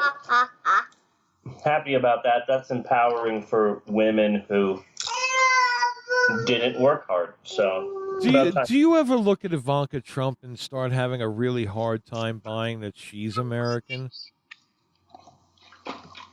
oh, that would be wonderful. That would be real wonderful. Like, where are you from? Yeah, no, that's a solid question. Because she's got such a Eurotrash attitude and look going on. Yeah. She looks very hoity-toity. Yeah. Richard Belzer has a new book out that was just released. It's on our new release table right now. It's called, Hey, Wait, Why the Hell Am I Wearing These Sunglasses All the Time Anyway? So that should be a good seller, informative, get to the bottom of things. Yeah. Neil deGrasse Tyson has a new book out. Neil deGrasse Tyson, famed scientist, and I'm not sure if you know this, Bunny, Neil deGrasse Tyson is the son of noted astronomer Mike Tyson. Yes. Is that true, Eleanor? I didn't think that was legal, but whatever floats your boat, I guess, Eleanor. Neil deGrasse Tyson has a brand new book out. Yes. It's a bestseller, and it's called Astrophysics for Insufferable Douche Waffles. It's a science book that's specifically designed for jerks who love having loud conversations about topics that make them sound smart. It's a really good seller right now, especially in Oklahoma. I love Neil deGrasse Tyson. Yeah. But I think that if I was going to remake Ghostbusters with like an all-black cast, I would totally take him for the Stay Puft Marshmallow Man. Yeah. No, that's good thinking. Can you open the door, Maxwell? Please. So she can have an opportunity to wander out. So exciting about Neil deGrasse Tyson. Yes. I keep thinking that it's kneel as in kneeling down to pray, and DeGrasse like the grass. Like grass is kneeling to pray to Mike Tyson. That's how I think of his name. Neil deGrasse Tyson is how I remember his name. It's weird, but that's my brain. Christian book author, best-selling Christian book author, pastor, and plastic-faced victim of the Joker's nerve tonic, Joyce Meyer, is out to release her best book ever. We're all big fans of Joyce Meyer here on the Pope on Film podcast. Yes, and we are. Look, this is the book she was born to write, and I'm super excited to read her brand new book. It's called A Christian Woman's Guide to How Much Botox is Too Much Botox. And it's going to be interesting because every page in the book is just a close-up picture of her face. Yes. Just a close-up picture of her face, and it says, "This is too much." That's every page of the book. Just to really drive it home, you know?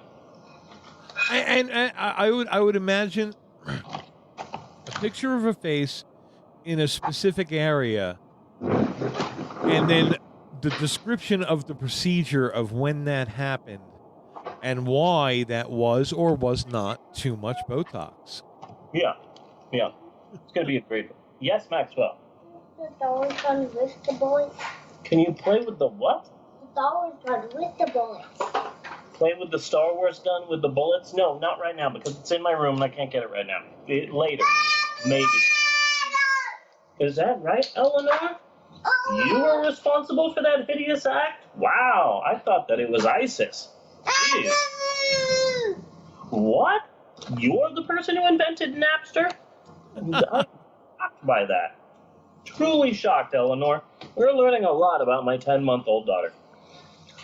So Deepak Chopra, the legendary self-help guru, whose name, coincidentally, is in fact Klingon for real mellow dude.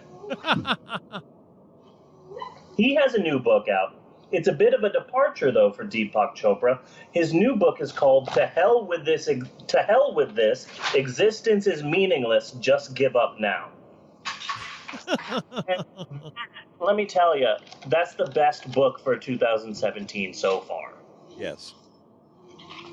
From what I can tell about pop culture, politics, and existence in general, I think the best-selling book of 2017 is going to be Deepak Chopra's To Hell with This, Existence is Meaningless, Just Give Up Now.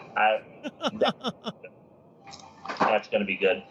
So now, when you're stacking the shelves, do those two books go together? Deepak Chopra and Joyce Meyer's? Oh, hell no. Joyce Meyer is in our Christian section. Deepak Chopra is in what used to be our self-help section. Okay, we used to have this really big section that was just called self-help, and then there was a section for sexuality, and then there was a section for death, and then that was it. But then a year or two ago, the section exploded into a million subcategories. So now we have personal health, we have mindfulness, we have success, we have 20-somethings, we have guys named John who are feeling a bit pudgy. We have our It's Tuesday and I'm just not feeling it section. We have Is this the sniffles or do I have cancer section? We have Just Calming the Hell Down. That's a section. We have the Sitting in the Walmart parking lot listening to the radio because you just need a minute section. It's really fractured into a million different subcategories, and it's really confusing and complicating, but Deepak Chopra is hiding there somewhere. What was that, Eleanor? You plan on doing what? Well, that's definitely not illegal. I'm pretty sure you'd get away with that. At least in California. Yes, Maxwell. I have a lab underground. You have an underground lab? Maxwell, What? you need to keep your Labrador above ground. He will suffocate and die. You cannot have an underground lab. Maybe an underground poodle, but you can't have an underground lab, okay? Well, Just to be clear, you shouldn't keep dogs under. And besides, we have to get back to the show because I am fascinated by this. I am fascinated by what I am hearing. See, I do not keep up with bookstore technologies. Yeah. That I was not aware that you had a full working categorization system for crackpots. Oh yeah. Oh yeah. No.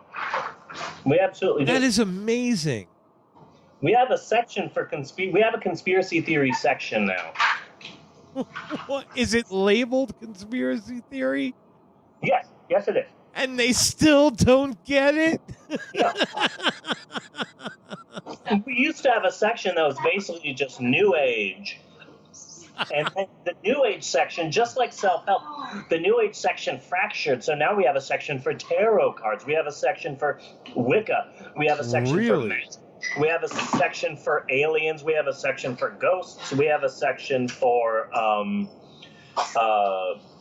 supernatural, not the show, but for scary things, honey. I remember back in the day when I was a kid, whenever I would go into a bookstore, I always wanted to check out the occult section. And that was it. It was the occult section. And it was generally right around the religion section somewhere. Yeah. And then that broke into the New Age, and eventually the occult section went away as New Age kind of took it over. And I just didn't want... It was so much cooler to be caught in the occult section, you know, because it made you look really metal, you know? But getting caught in the New Age section, totally different look. Yeah. Yeah, now we have different categories. Now we have a section just for hauntings, and we have a section just for conspiracy theories. We have a conspiracy theory section. That's where all the lizard people books are. I mean, it's really different. You know, you're in high school, stuff like that. It's one thing to be caught standing there in a bookstore, thumbing through the Satanic Bible, just be like, "Oh, hi, how you doing?" You know. Because that story's going to get around and everybody's going to think you're cool. It's not the same when you're standing there just thumbing through Katie Knight. You know? Yeah. Ramsa speaks again. Yeah. So let's talk a little bit about the Pulitzer Prize. Okay. There is an author, his name is Anthony Doerr. And he recently won the Pulitzer Prize for fiction for his novel entitled All the Light We Cannot See, which, if you're not aware, is a funny, lighthearted romp through hideous Nazi war atrocities. Because what else is going to win the Pulitzer Prize? Like a fun book? Hell no. You don't give Pulitzer Prizes to things that are fun that people actually want to read. What? This is a book about Nazi war in Europe? Okay, here's your award. I've worked with Nazi war footage before, you know? Yeah. And it is seriously disturbing shit. Sorry, stuff. But I'm just picturing all the bodies. I'm sure you've seen the pictures of the bodies, and like you just kick one all over and it's like, there's Waldo. Yeah. You found Waldo. Yeah, some messed up stuff. Well, so I'm glad that the Pulitzer Committee is on the job. Yeah. But here's the thing though. When awards are given to novels, the Hollywood machine is not far behind. So, All the Light We Cannot See, the movie, is coming out this summer in IMAX 3D with a blockbuster cast and music by 21 Pilots.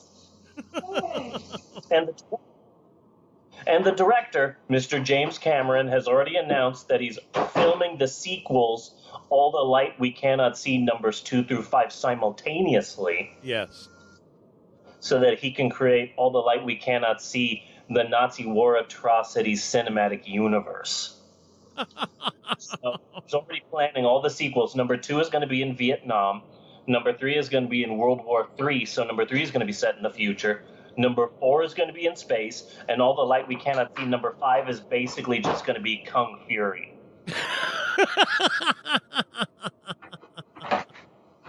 And don't forget what Disney's doing. And then you reboot. Yeah. And then don't forget what Disney is doing. Hey, we can have our own Harry Potter world. So come on over to Disney World and our new All the Light We Cannot See Nazi war atrocity world. It's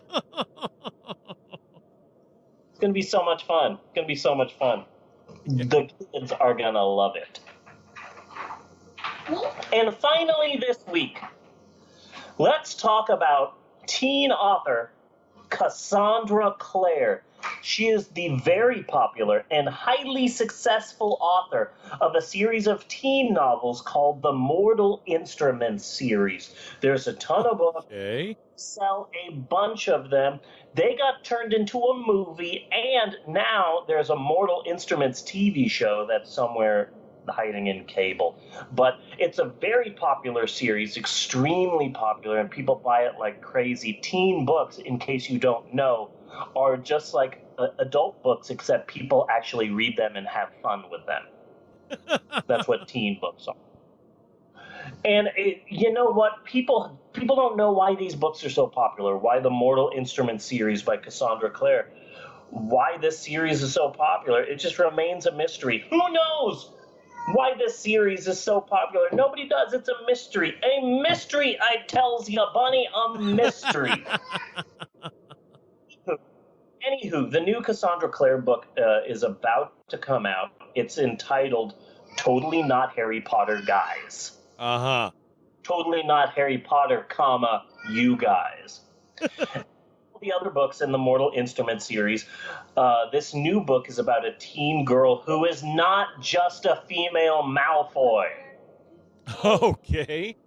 And it's about the magical adventures that she has with characters who legally are in no way Harry, Ron, and Hermione, all right? The Mortal Instruments series is in no way Harry Potter. I can't stress this enough. See, the Mortal Instruments series is about teenagers using magic and getting into epic adventures, okay? Harry Potter's a kid. Totally legally different, all right? Totally different. Still, no idea why this Mortal Instruments series is so popular. I guess we'll just never know why it's so popular. No. I guess we'll never know. It's just going to remain a mystery. And that is it for Notes from the Bookstore this week. I hope you enjoyed yourself. And remember, boys and girls and gender rebels, you too can save 10% on all of your purchases, and all you have to do is pay us a measly $60 in this economy. And cut. That is Notes from the Bookstore this week, and I hope you all enjoyed it. I think that was pretty good. I've got a really good one for next week. That was fun. I've got a really good one lined up for next week. I've got an idea for next week. Okay. I've got an idea for next week. It came to me today. I was taking... In a dream? No. Did angels lower it? Did the sky open and angels lower it in a golden ark and lay it before your feet? And you opened it and just there it was? No. It's weirder than that. So I was waiting for Bella to be done with therapy. Yeah. And the therapy office, she goes like every other week. And the therapy office is really nice, despite the fact that they leave anti-porn and pro-Mormonism flyers in the lobby. Okay.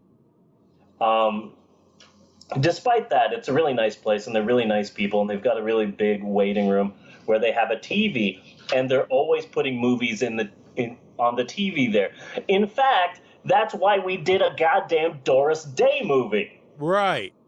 Yeah, because Natasha went there. Natasha used to always take Bella to therapy, and it's always a different movie. You never know what you're going to watch. It might be an animated movie, it might be some bizarre live action film, and one time it was a Doris Day film. And but therapy's always on Thursday, and I was having Fridays off, so I wasn't able to take her. But now that I have Thursdays off instead of Friday, I can take her to therapy in the morning. So I drive her over there, and it's a really good time to just sit in a really nice couch and watch some family film. Yeah. And finish up the podcast. So this morning they were showing the film Disney's G-Force. Okay. It's a film that features Zach Galifianakis and sounds vaguely familiar. Zach Galifianakis, Nicolas Cage, Steve Buscemi, Tracy Morgan, and yet it's about hamsters that can talk and are secret spies for the government. Okay. And I'm watching this movie and I'm going, this is obviously crap. This is just horrible. There's no redeeming value to this. It's just bad. But then I thought, but what if we loved it? I'm intrigued. Well, here's the thing. I went looking for G-Force, and I couldn't find G-Force, so we're not doing G-Force. This isn't a story about G-Force. Okay. It's the story of the thing that I came up with there. Basically, the idea I came up with is the opposite of our Hate Watch episode, where we watched what many people consider to be the greatest movie of all time and just shit all over it. The opposite of that would be a Love Watch episode, where we get a shitty movie and we act like the greatest film in the history of mankind. And that's what I want to do, and I've got the perfect movie. Okay. Okay, wait. Hold on. Okay. This sounds like some deep psychological preparation I need for this one. Wait a second. All right. I'm in my happy place.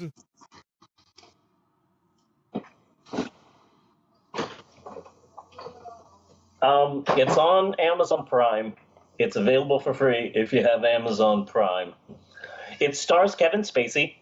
It's from 2016, and it's called 9 Lives. Kevin Spacey is an uptight businessman who doesn't have time for his family. Then he dies, and he gets reincarnated as a cat who still tries to live with the family, raise his daughter, and run his business. It's a talking cat movie starring Kevin Spacey. I don't know what the fuck happened to Kevin Spacey. I thought he was still a big deal. Apparently not. And I don't know what happened. Well, he started doing House of Cards. Yeah, is Netflix to blame for this? Is Netflix to blame for 9 Lives? I don't know if we could blame it directly, but I'm just thinking that if you're doing a regular series, you might want to jump out and do something stupid. Maybe. That's a good theory. But that's my idea. Unless he's given a Kevin Spacey level performance in it, which would have to be amusing all by itself.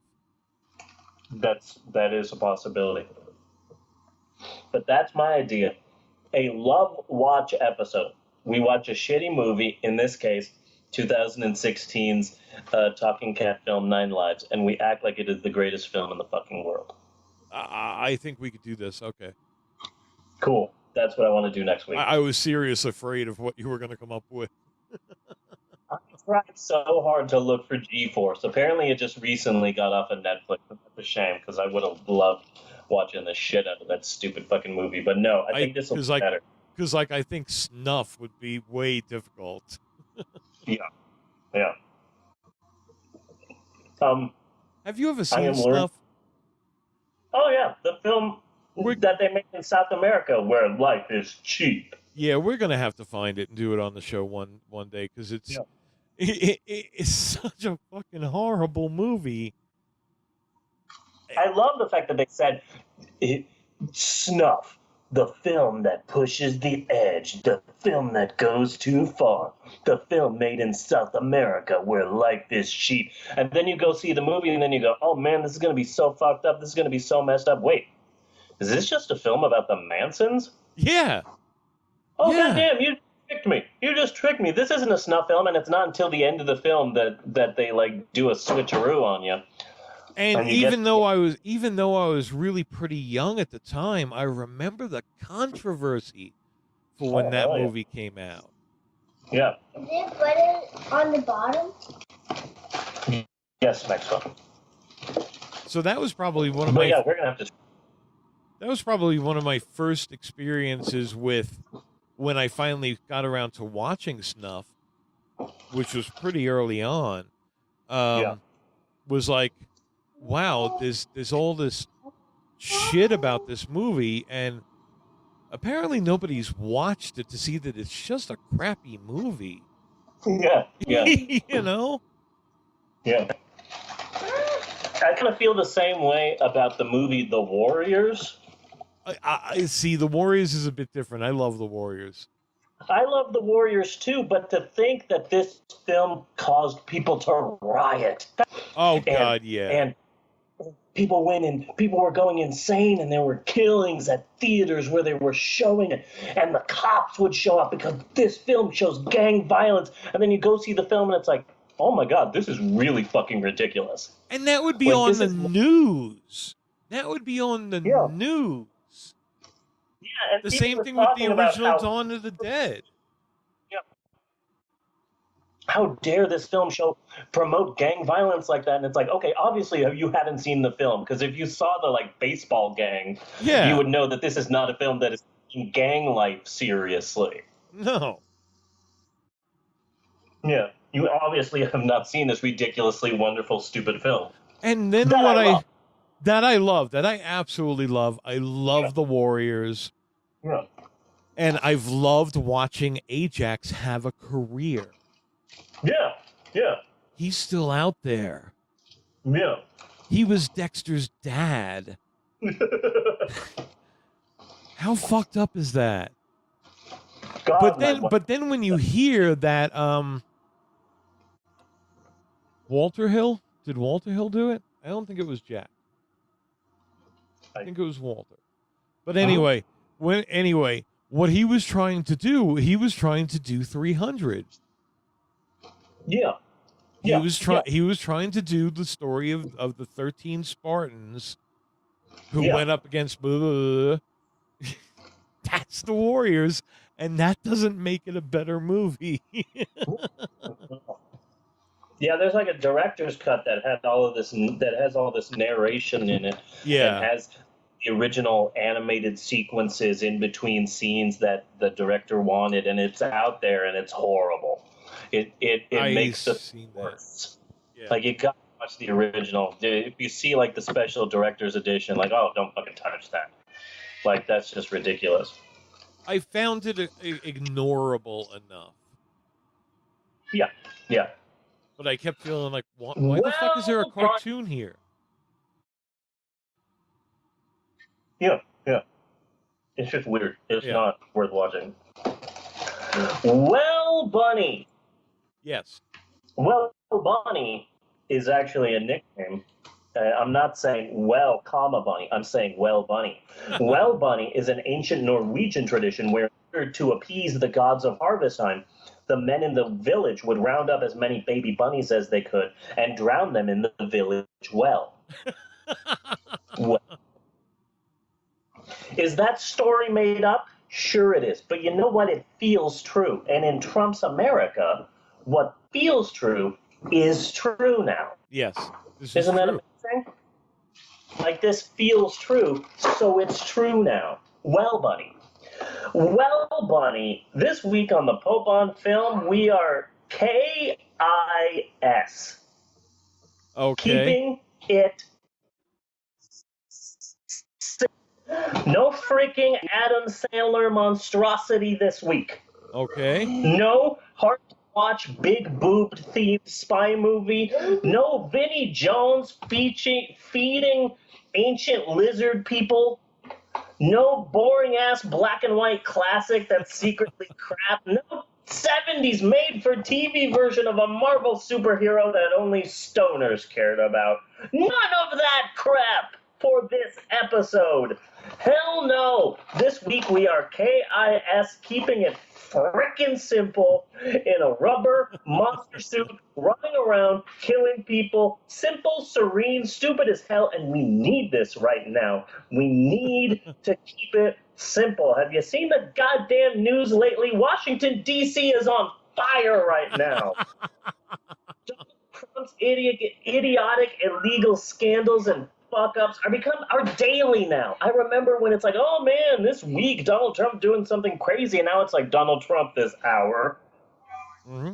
You know, it's coming daily now. We used to be like, oh, maybe once a week he'll go insane, but now it's coming like every day there's something different. Yes. There's some new thing that is making the Constitution cry. This just in, breaking news, a memo out today via the New York Times states that President Trump has allegedly sold Florida to Vladimir Putin. Every day. It's and some then you'll new get into disgusting arguments with people scandal, on. like, Then you'll get into arguments with people on Facebook saying, "Well, he had a right to sell Florida." Like, what the fuck is your problem already? yeah, like Trump got classified information and told it to the Russians, and now we have a parade of Republicans who got angry at Hillary Clinton for her handling of classified information, now saying, it's okay, it's just classified information. We've never cared about the way people handle classified information. I mean, you've never seen us say anything bad about anybody else handling classified information. It's not really a big deal. Okay. It's not really a big deal. I don't know why you're talking about this. Yeah. It's not a big deal. No, and let's not look at the week, okay? He fires James Comey for investigating his ties to Russia, then meets with the Russian ambassador and their top spy, okay? Yeah.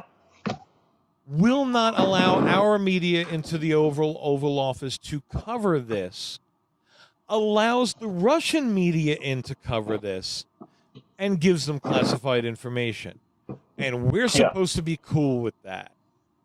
My favorite part of the week is when President Trump fired FBI Director James Comey, and then there was like a day or two where Sean Spicer and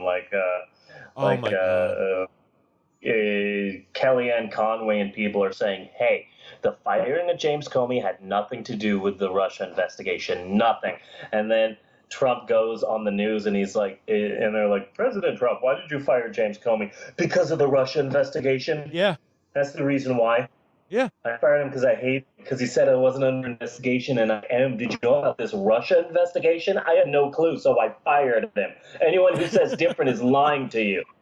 Meanwhile, Kellyanne Conway's like, bitch, why did you make me go in the news and say this if you were literally going to contradict the thing you told me to say? Mm-hmm. Every day it's just some new disgusting scandal. Breaking news out of the White House today. President Trump allegedly threatened to shave James Comey's balls in his sleep if he ever Googled Russia. I've got to say, though, okay, even with as atheist as I am, I've started praying for Sean Spicer's job. Not that I want his job. I want him to keep his job. And I'm praying very hard because he's going to blow any fucking second. He is going to blow, and it's going to be beautiful. Yeah. It's going to be beautiful. He's gonna because that's what we're waiting for right now. Okay, right now politically, what we're waiting for is the the Republicans to start breaking ranks. Yeah.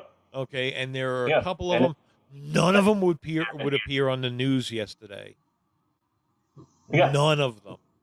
So Yeah. we're waiting for which one, and I'm bet it's going to be Sean Spicer right in the middle of a press conference. Yeah.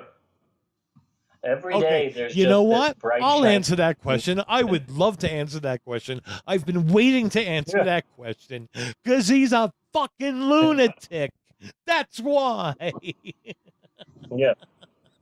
Yeah, he's definitely got a Melissa McCarthy inside of him that at any second he's just gonna snap. Yes. He's gonna have purple pants and get all green at any second. He's gonna Hulk up. Yeah. Every day there's a new reason to be nervous and paranoid and ashamed to be an American. Ashamed to be an American. Lee Greenwood needs to get on that shit right now. Mm-hmm. That would be a great parody. Yeah. I was proud to be an American until his orange ass became president. You know, something like that. But that was just like the first thing on the top of my head. And I proudly stand up and sit back down again because fuck this fucking land. You know, these are fucking times. Nintendo 64. We are on the verge of World War III, and the only person who can stop America's nuclear annihilation is an illiterate rapist who wants to fuck his own daughter and can't stop lying. Just shut your mouth. Yeah. It's tweeting. Stop fucking tweeting. You're just burying yourself at this point. You're just burying yourself. So being a U.S. citizen fucking sucks right now. We're the laughing stock of the world and everything is horrible. So, well, again, for an hour, he has Yeah. unless something's happened since we started the podcast, he has not yet even tweeted, which makes me think Rikishi got another job. Rikishi is literally Yeah. sitting on Donald Trump, preventing him Yeah. from tweeting. Yeah. That's a good possibility. He is having a career resurgence right now. Thanks to She. I don't Thanks. even want to say his name. Yeah, Adam Lambert. Yeah. So for like an hour, let's just take a deep breath. Let's forget the news and the destruction of democracy, and let's just crack wise on a crappy monster movie. And this week, it is the easily forgettable 1971 crap fest, Aquaman. And I say that it's easily forgettable because you can't remember a movie that you never got to see in the first place. Not because this film wasn't in theaters, but because apparently the film is a good movie for having $0 in the lighting budget. Yes, zero Like budget. Manos, the Hands of Fate was lit better than Octaman. Yes, and if they could have gotten the guy Like who did the lighting from Manos, Octaman would have been a much better movie. Yes. Yeah. Like Octaman is like, we need to make this film very cheap, and so here's what we're gonna do. We're not gonna light a goddamn thing, and we're gonna film all of it in the dark. But Octaman is definitely in the Manos wheelhouse. What are these? Those are honey badgers, and apparently they don't care. Maxwell's next to me reading an animal book. I'm gonna try and teach him about animals. Yes, Maxwell? What is that? That is a cat, and someone stapled wings and feathers onto it, and now the cat is flying in the air. No. It's called a flying catbird. No, it's a bird. A bird right now. Oh, it's an eagle. It's an eagle. Yeah, they're all bald. Black eagle. Yeah. Did you say a black eagle? Yeah. No, Maxwell. Be nice. They're called African American eagles. Yeah. Okay? A mouse. Black is not the preferred nomenclature. A mouse and a yak. Asian American, please. And what is this? But sure, this movie is crap, but it's like a comfortable crap. Like, I feel that if we were doing this episode when Obama is president, then I'd be like, oh man, this movie is horrible. But Yeah. life is so horrible Yeah. right now. with our current president just burning America to the ground that it's like I watch this crappy movie and I go, okay, no, this is comfy. I like this. It's like a warm blanket, you know? It's It gave me a feeling that I have not had in a little bit of a time, where I was like,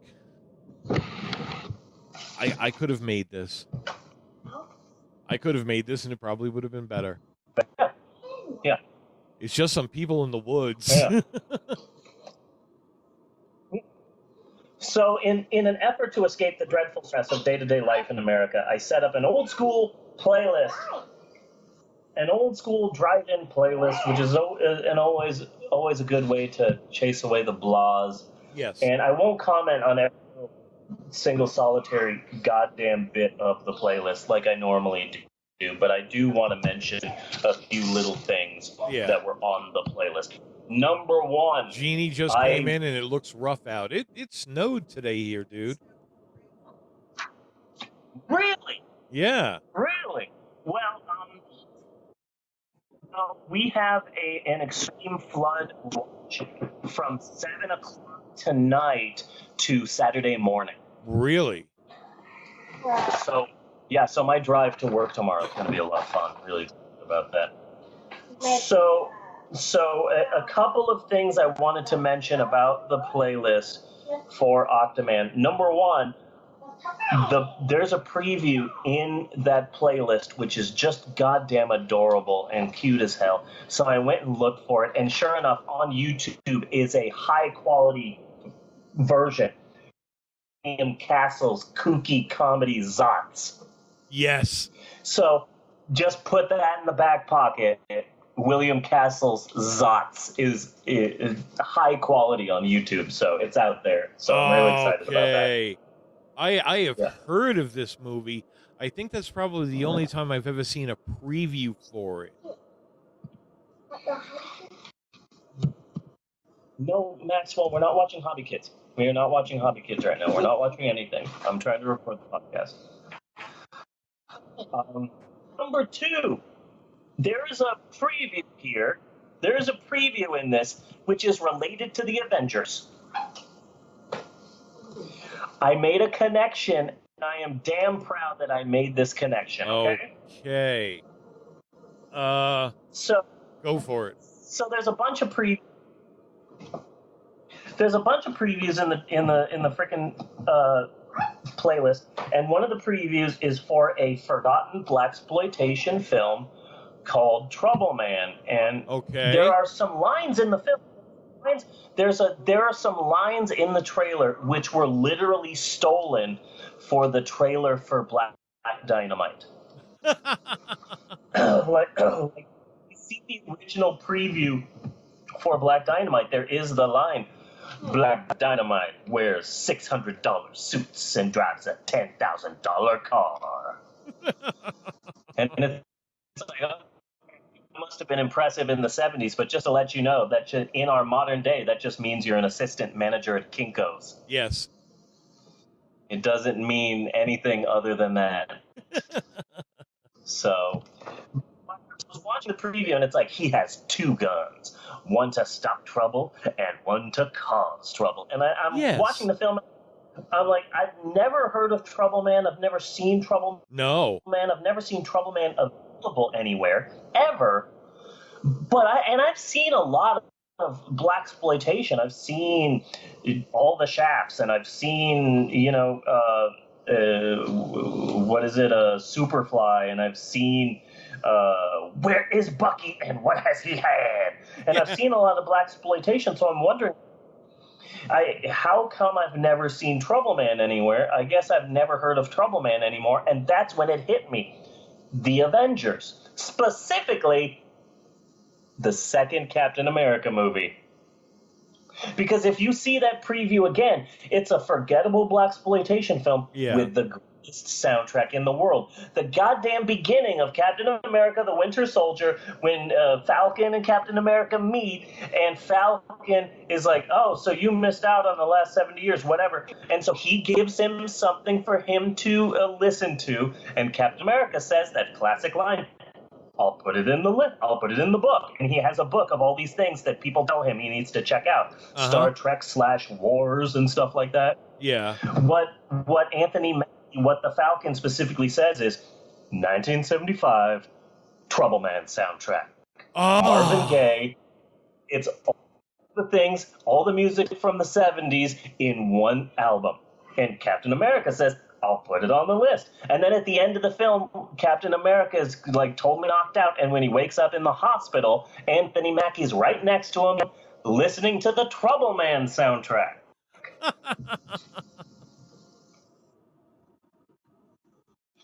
And I'm so happy this connection. I'm like, holy shit, that's Trouble Man. Okay, the soundtrack Captain America listened to in the hospital. Oh, goddamn, there's a fucking Marvel Cinematic Universe connection to one of the shitty films on my playlist. I got so excited when I realized that. That is a good pull. Yeah, I was really proud of that. That's the Trouble Man soundtrack. I feel a lot of that, a bit more of that soundtrack now, thanks to freaking Captain America: The Winter Soldier. I'm gonna have to track down the Trouble Man soundtrack now. Yes. Really proud of that. The United Artists opening is really iconic for me. Apparently, I went to a lot of United Artists theaters as a kid. Yes. That opening of just the food and proper receptacles and all that, no smoking. And it's so weird it nowadays was nostalgic to going see. to a theater, and it's weird now going to a theater, and it's like, please turn off your cell phones. In the case of a shooting, what you do. Here are the exits. And I'm like, God damn. Remember when it was just smoking? Yeah. Smoking and throwing away trash. They're telling us what to do in case of an active shooter situation. And I remember back to smoking in designated sections. Yeah. So there's a Betty Boop cartoon in the mix. Yes. And I've got a big problem with Betty Boop as a character because she's popular. She's still popular. She sells a lot of merchandise. You see a lot of women with Betty Boop. Cell phone cases and Betty Boop shirts and Betty Boop with a Betty Boop sticker on it. There's no goddamn way that woman has seen a 1930s Max Fleischer Betty Boop cartoon, you know? So it's odd. Just slow down. Just pause a second. I hate to do this, but just pause a second because you're breaking up a lot. Yeah, suddenly I've got a bad quality, and I have no idea why. Yeah. Like, why is my connection like, okay, now I think my connection is good. Okay. Am I sounding better now? Yes, you are. You're sounding better to me. Okay. So Betty Boop has a huge fandom, but it's weird because all of the people who are Betty Boop fans just like seeing Betty Boop on merchandise. They don't know Betty Boop. They don't know the history of Betty Boop. Mm-hmm. They don't know who Max Fleischer is. They don't know Bimbo. They don't know, like, the freaking clown who hangs out with Betty Boop. They don't know Betty Boop's story. Yeah. Betty Boop hasn't done anything new since Who Framed Roger Rabbit. So it's really weird that you still see Betty Boop stuff out there. You know? Especially when most of Betty Boop is comprised of somebody chasing her around for implied sexual purposes. Yeah. So she has a fake fandom, and it's really weird. But you can always count on Max Fleischer to be crazy ass. Yeah. The 1930s was a good time for crazy ass animation. And this cartoon is 1933 and features my homeboy, Bimbo. Yes. Hey, Maxwell. Hey, Maxwell. I got a question for you. It's an important question. It's probably the most important question I've ever asked you, okay? So are you ready? Are you ready? Okay. Want to be a member? No. Okay, I'm going to torture you now. No! So originally, Bimbo was the star of the cartoons. He's a dog. And then Betty Boop was his girlfriend, who was also a dog. There are some cartoons of Betty Boop with dog ears, and it's really weird. Yes. Then Betty Boop became so popular that she became human, and then she became the star of the cartoons, and that eventually killed Bimbo off because a human can't be banging a dog in a goddamn kids cartoon. Yes. But this is all pre-code. This is a pre-code cartoon. So this one actually features Betty Boop as a baby taking a bath naked. Yes. There's a naked Betty Boop in this cartoon, and it's creepy as hell. This playlist also has a big intermission, which is good because the movie's really crap. I put a lot of drive-in stuff in there. Let me talk about drive-ins. Okay? Let me talk about drive-ins. There are 2 drive-ins within driving distance from me right now in Oklahoma. Yeah. There is the Chief Drive-In in Chickasha, and there is the Winchester Drive-In in Oklahoma City. The Chief Drive-In is the better drive-in because, number one, there's a small putt-putt golf course right in front of the screen. Yeah. It's between the screen and where the cars park. So you get there like an hour and a half early, you do a round or 2 of mini golf, and then you see the movie. It's really adorable. Yeah. And they have outside chairs, so you can sit in a theater, but it's outside. It's just like in the movie The Outsiders, and it's really old and adorable. Yeah. And I love the Chief Drive-In. And also a big plus, they are open year-round. The only difficult part is it's about an hour and a half to get there if you want to pay tolls. But if you don't want to pay tolls, it takes me about 3.5 hours to get there. And we're talking about movies that don't start until 7 or 8 p.m. So if we go to the Chief Drive-In, we won't be getting home until like 3 or 4 in the morning. And I'm not a spring chicken anymore. I can't do that. Mm-hmm. So the Chief Drive-In is the better drive-in, but we can never really go there unless it's like the world's most specialist occasion. The Winchester Drive-In is also a pretty good drive-in, and it's less than an hour away. It's only 5, so it's close, but it's only open from like April to August. Yes. So yeah, so that just kind of sucks, and I hate that. But it opened 3 weeks ago, and I said, I'm so excited. The Winchester Drive-In, it's close, and it just opened up. So when there's a good double feature, I'll take the kids, and we'll definitely go to the drive-in. So they opened up 3 weeks ago, and they had a double feature. The Fast and the Fate of the Furious and the Boss Baby. And I go, okay, that's really shit. I'm not going to go to that. I've never seen a Fast and the Furious movie, and I'm not going to start now. Yeah. And the Boss Baby, we may or may not already have a copy of that. But anyway, not going to go see that double feature. That double feature is crap. We'll see what's playing next week. So next week came along, that was last weekend, and they announced the double feature for the Winchester Drive-In, The Boss Baby, and The Fate of the Furious. Oh. And I'm like, damn it. Damn it. Like, no, it's the same, but you just switched. So like, oh, god damn it. Okay, fine. But I'm sure for the third weekend, you can have the same thing. Next weekend, there'll be something good. Guardians of the freaking Galaxy 2 just came out. It's going to be a good double feature. And I'm thinking probably Guardians of the Galaxy Volume 2 and The Boss Baby, and that's a pretty good double feature. We can definitely go and see that. Or maybe something else. I don't know. But let's see what they're happening next week. And yesterday, they announced what they're playing this Friday, Saturday, and Sunday. Okay. Boss Baby and Fate of the Furious. Oh. For the third Smash week in a row. And it's like, oh, god damn it. Oh. So I'm ready to when they're showing something good and they're showing crap. I swear to God they're doing this just so that I won't go to the drive-in. Yes. Well, we That's totally the only had reason to. why We totally had to break down and go see Guardians of the Galaxy, dude. Yeah. It's fucking wonderful. I love that freaking movie. The opening with Groot dancing while while the rest of the team is fighting the alien. It reminded me. The best part I love that. was when Rocket had to come and get the bug out of his mouth.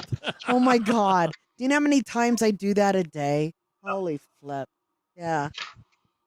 That was adorable. But it also like when I watched Buffy the Vampire Slayer through the first time, I loved that show, and it reminded me of that opening Guardians of the Galaxy sequence.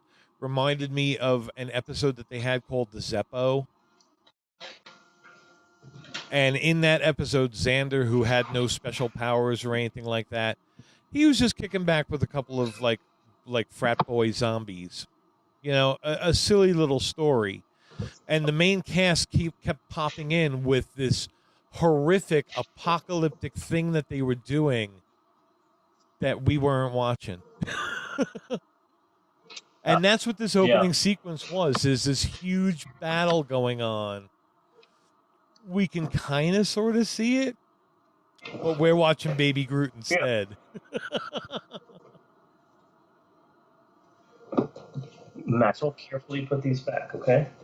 And throw away the paper that you just cut. That part. Throw that away. Put carefully put those scissors back, okay? Carefully. No running with them. If you run with scissors, you'll explode. Not too many people know that. There were parts of that Guardians of the Galaxy movie. There were parts of that movie that hit close to home, like the scene where Baby Groot wants to be held by Drax, and so Drax picks him up, and then Baby Groot immediately falls asleep on his chest. I broke down at that scene because that's basically just Eleanor and I, you know. Yeah. Like my every other night with Eleanor. Yeah. Like my heart broke when I was 16. Yeah. But I added to the playlist. This is the last thing I'm going to mention about the playlist. A wonderful old Disney cartoon from 1946 that is called The Story of Menstruation. Yes. And I feel I've been educated. Yeah. The cartoon is a Disney cartoon, but it was commissioned by the company that makes Kleenex, Huggies, and Kotex tampons. Talk about the issues there. In the 1940s and 50s, this cartoon was literally shown to millions of girls at school across America. That's huh? What'd you say? Nice. I'm upset that this is a Disney film teaches kids the story of menstruation, but hey, you're Disney. You have a lot of characters. Why can't Cinderella teach us about menstruation? It's like, hi, I'm Daisy, and I'm Minnie. We're gonna teach you about bleeding from your vajayjay today. You know, you've already got these popular characters. Why don't you use them? When Snow White isn't Snow White. Exactly. That would have worked. And then the whole playlist ends with Jackie Chan credits. In a perfect world, all credits would be Jackie Chan credits. Yes. So I did some stats for this film, and I came across something which is interesting. This is a 1971, Octaman is a 1971 film that was written and directed by a guy named Harry Essex. Now, the film Octaman is primarily known for having shitty monster designs by eventual Oscar award-winning creature Rick Baker. Rick Baker. How heartbreaking is that? This is like his first attempt. Give the guy like some credit. But if you know the name Harry Essex, then you know why this film was made. Harry Essex was a playwright. In 1941, he ended up, because he knew the story for Universal's film Man Made Me Monster with Lon Chaney Jr. And he thought, like, oh man, I came up with a story for a Universal monster film. This is going to be my big break. Then World War II happened, and he went to war. When he came back, he didn't know what to do, and then he heard from a person who heard from a person that, hey, Columbia Pictures is looking for playwrights to just be hired hands at the studio and just crank out screenplays. So that started his new career, and he wrote a buttload of movies and a buttload of episodes of TV shows. Have you ever seen those? He wrote episodes of... See, now that sounds all glamorous, but have you ever seen those fucking writing rooms? Hell yeah. In a closet with termites. Oh no, they had they had huge rooms of writers all at basically like a school desk with a typewriter on it. Yeah. You know, there's like just enough room for your paper. You know, it was writers in a sweatshop. You know? Yeah. Yeah, like Pink Floyd's The Wall. Like, we don't need no education. Like, all the kids just lined up and shit. Yeah, I just wanted to stop there for a second because it sounds like, oh well, he got a job as a screenwriter, like it's a big glamorous thing. No. Yeah. So he wrote a lot of movies and TV shows, including episodes of Dragnet. He wrote the film It Came from Outer Space. And he was one of the primary writers of the legendary film The Creature from the Black Lagoon. Nice. Now the Octaman should be slowly coming into focus here. So in the late 60s, early 70s, the guy who helped create The Creature from the Black Lagoon, he says he has a new movie idea that's in the same vein, but better, scarier, more modern. Well, someone pretty much has to throw money at that idea. Yes. And that's all that this film is. It's a cheap 70s retread of Creature from the Black Lagoon that was created by one of the guys who created Creature from the Black Lagoon. And I love Creature from the Black Lagoon. But you know what made Creature from the Black Lagoon even better? If it was done in the 70s for 1/8 the budget by people with no talent and Oscar winner Rick Baker. Yes. Wouldn't that make Creature from the Black Lagoon better? And also, you know what I hate about Creature from the Black Lagoon? The fact that you can see the actors. That's another thing that I hate about Creature from the Black Lagoon, is how you can see everything. We need to make it more dark and mysterious. Yes. So basically, the creation of Octaman. Octaman is basically just a sloppy rewrite of Creature from the Black Lagoon by one of the guys trying to cash in on his fame, having created a few Universal monster movies. The interesting part about this film, you can't tell if you watch the movie, but if you see the credits, the part of Dr. John Willard, he's the guy who's part of the institution that cuts everyone's budget, so they have to go and find more money. That is way past his prime. Actor Jeff Morrow, who was in our first episode, Giant Claw, bitches! Yes. Giant Claw. Hey, Nice I'm a tie-in. walking sexual harassment machine. Hey, woman, I'm going to make out with you now, and there's nothing you can do about it, because I'm the star of this film, and it's the 50s. Yeah, so he has a cameo in Octaman. It's pretty good. So, are you okay, Maxwell? You're just all over me. You're like a cat at this point. You are literally on me. Are you okay? Like that. I'm hungry and I just want to cuddle you. Okay, you want to cuddle me? That's fine. We have to talk about the plot, and we got about 50 minutes to do it before freaking Supernatural starts. So maybe we should take a break. Should we take a break? Yes. We should take a break. I didn't ask you, Maxwell. I'm asking Bunford and Sons over here. Okay, not you. So don't take his line. Okay. Now, Bunny, should we take a break? We should take a break. We should take a break. We will be right back with more of the Pope on Film after these commercial messages. do do do do do do do do do. Okay. Wow, First you Maxwell's were getting good at fart that. themes.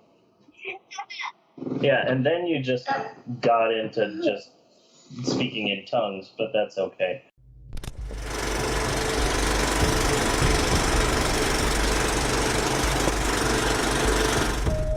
Bob's not a fan of commerce, but the internet has enabled the small business owner to increase his cash flow more than in the past 25 years than in the entire recorded history.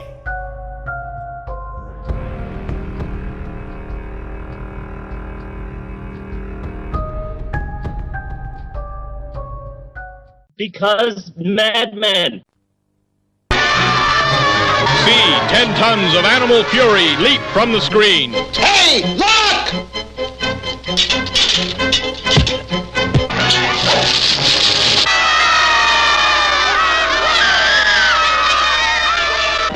See ape. See giant ape defy jaw shark. See giant ape vanquish monster reptile.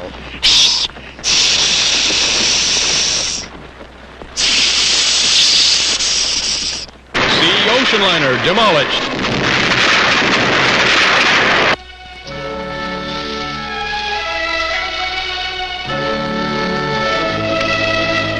See Metropolis fight to survive flaming holocaust. See helpless beauty in embrace of 36-foot monster.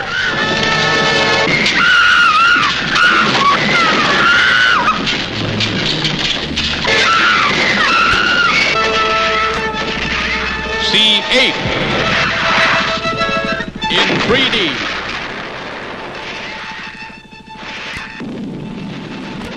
And we're back with more of the... No, Maxwell, it's not the fart on film. It's the Pope on film. I take what you said. You're going to make me cry.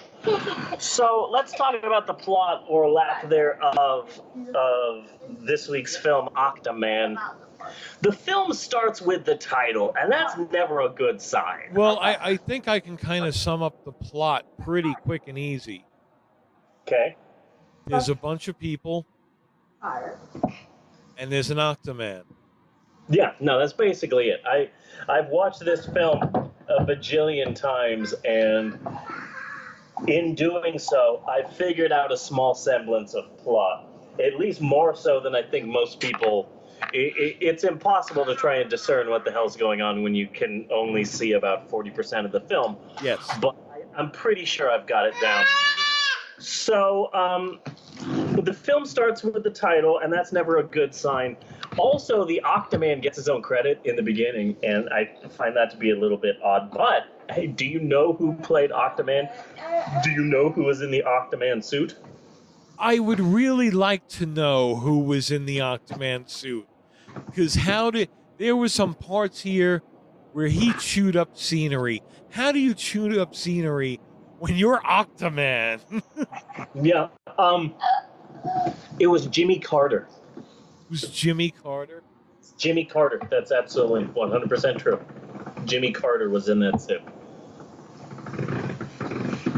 So the film opens in Mexico, and you can tell because seconds into the film, a brown man in a straw hat says, "See?" Yes. That's how you can tell that it's in Mexico. Anyway, full disclosure, I've seen the films a few times, but the last time I tried to see it for the podcast was so boring. What was that? I had to yell at the cat. Oh, okay. Stop, Maxwell. So, full disclosure, the last time I watched this film was so boring that I also was watching voluptuous women on chatterbait.com. I just want to be honest here. The website because it's free, but it also pairs well with this week's movie because the movie's just so bad that Yes. you know watching cam girls suddenly becomes much more exciting. So there's a group of scientists and a requisite attractive woman. And there's all these scientists like, oh, we're studying science things in a science way. Yes, and I'm the woman who has to be in all of these movies. It's like, you're right. In all of these science-y films, there always has to be a woman. Yes, I'm the requisite attractive woman. I'm sure I won't get into any trouble. JK, I know I'll be kidnapped at least once in this film. And I do science stuff.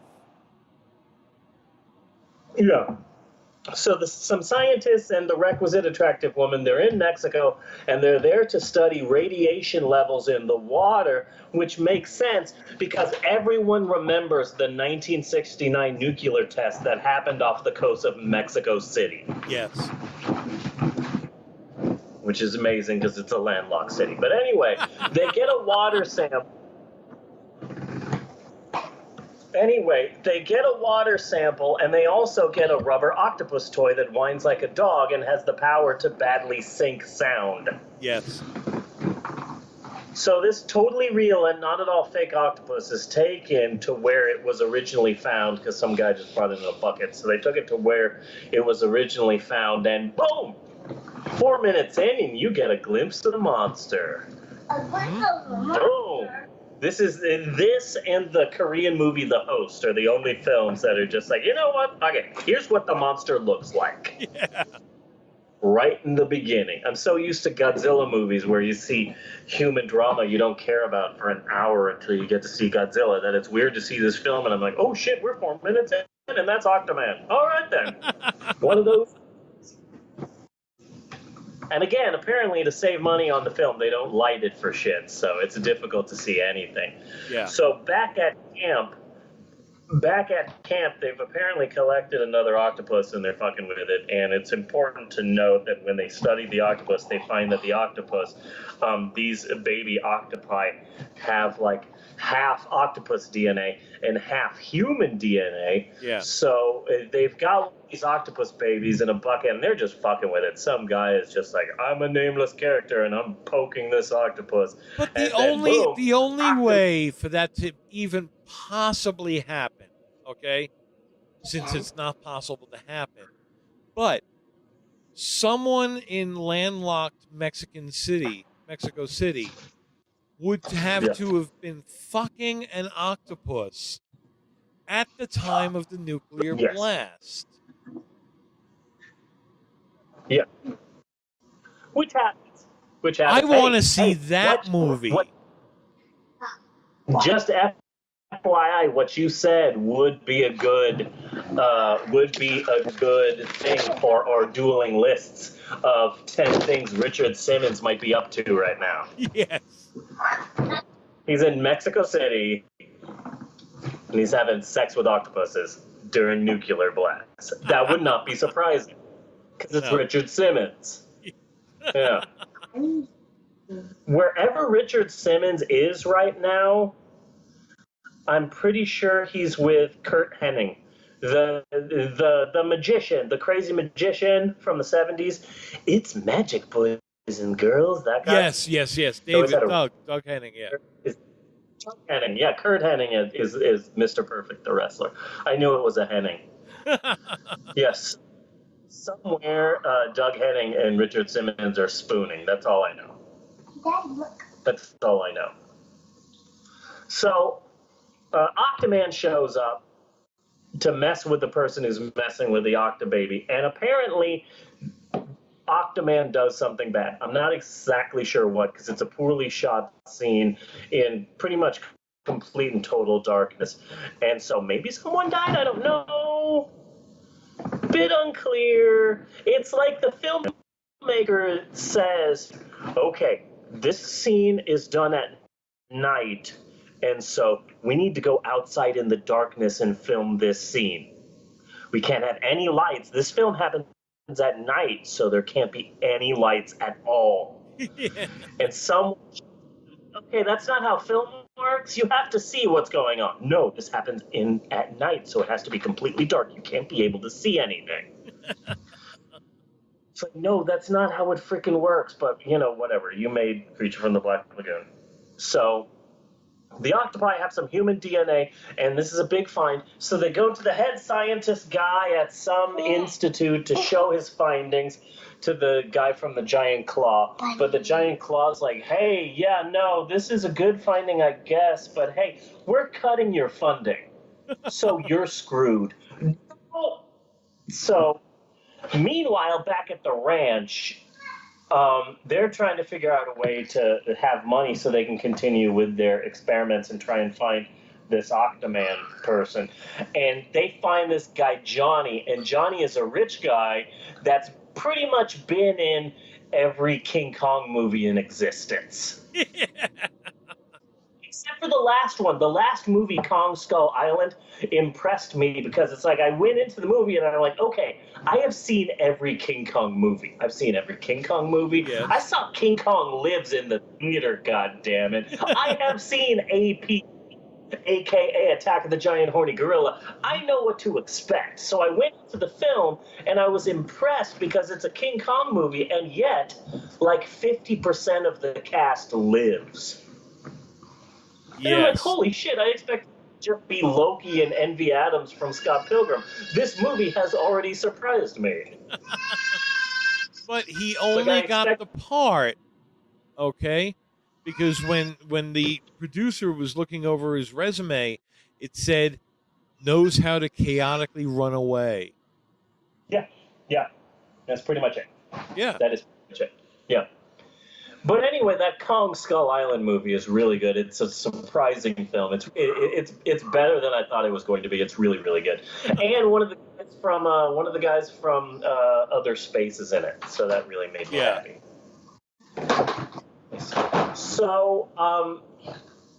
So Johnny is a rich guy, and he will fund all the sciencey crap as long as he gets to keep any freak Octaman that they find.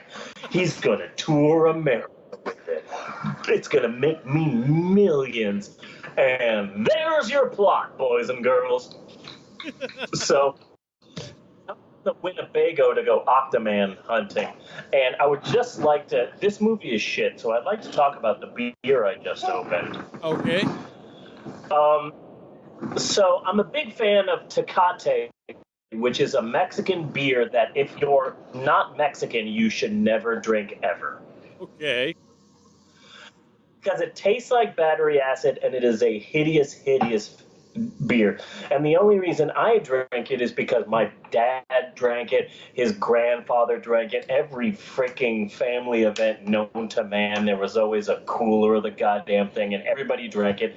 And so it was one of the first beers that I ever drank, and I just got used to it. I built a tolerance to it. Yes. A tolerance to Tecate. So when I saw that there was a blue Tecate out there called Tecate Light, I said, okay, I'm not going to try this. I just now got used to regular Tecate, which tastes like crap. So it's going to be a while until I tried Tecate Light. But one day I just got bored and I bought it, and oh my god, it tastes like a normal beer that regular humans would drink. It's Tecate, which has taste and flavor. Like, I was so used to Tecate face, which is that hideous sour face you make whenever you drink a Tecate, that I drink this Tecate Light. Oh my god, I don't have Tecate face anymore. Oh my god, this tastes normal. I think this is a Mexican beer that whites can try. Hooray! That should be the commercial. Anyway, it's really good. Yeah.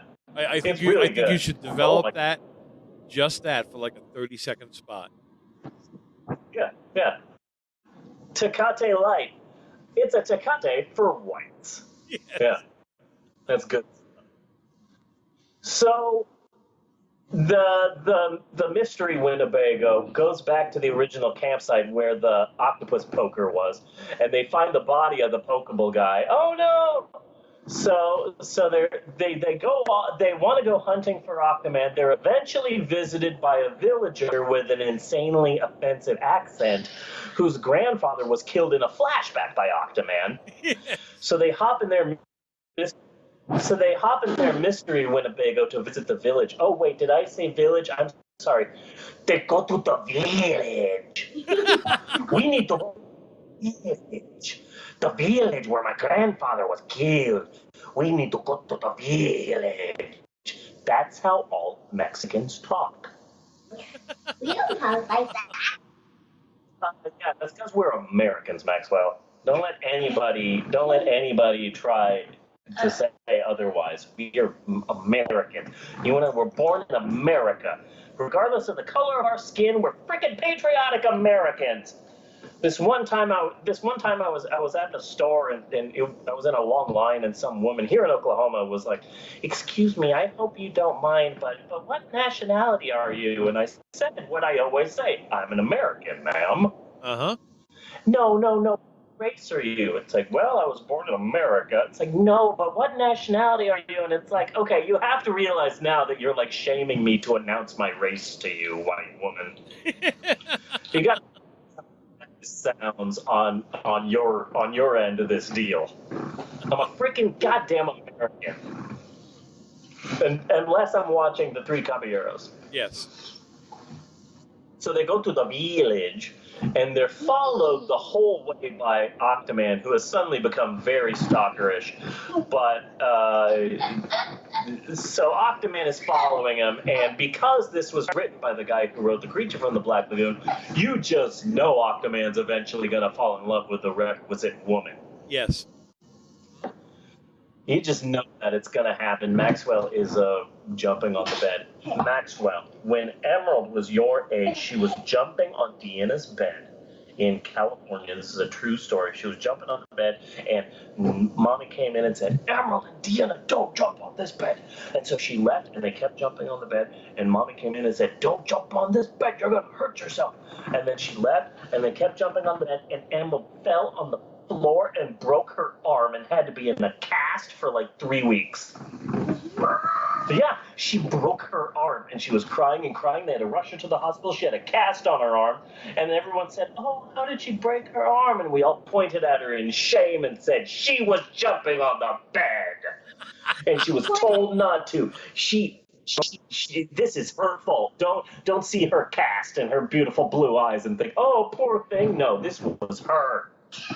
She did this to herself. So watch out around on your very small bed, Maxwell. You could break your arm. And you're not going to miss school for it because it's summer. Oh my God, I don't have to wake up at 5:55 in the morning anymore. Oh my God. Oh, these next 3 months are going to be wonderful. I'm actually going to get some sleep. So at night, there's another nighttime attack in the freaking dark, and I guess someone is killed. I don't know. This movie is darker than Charlie Murphy! Charlie Murphy, the darkness is spreading, the darkness! And you just know that all the dark scenes are to cover the cheapness of the freaking monster suit. But yeah. Maybe when someone knocks on our door at night, I open the door and it's a zombie and I kill it.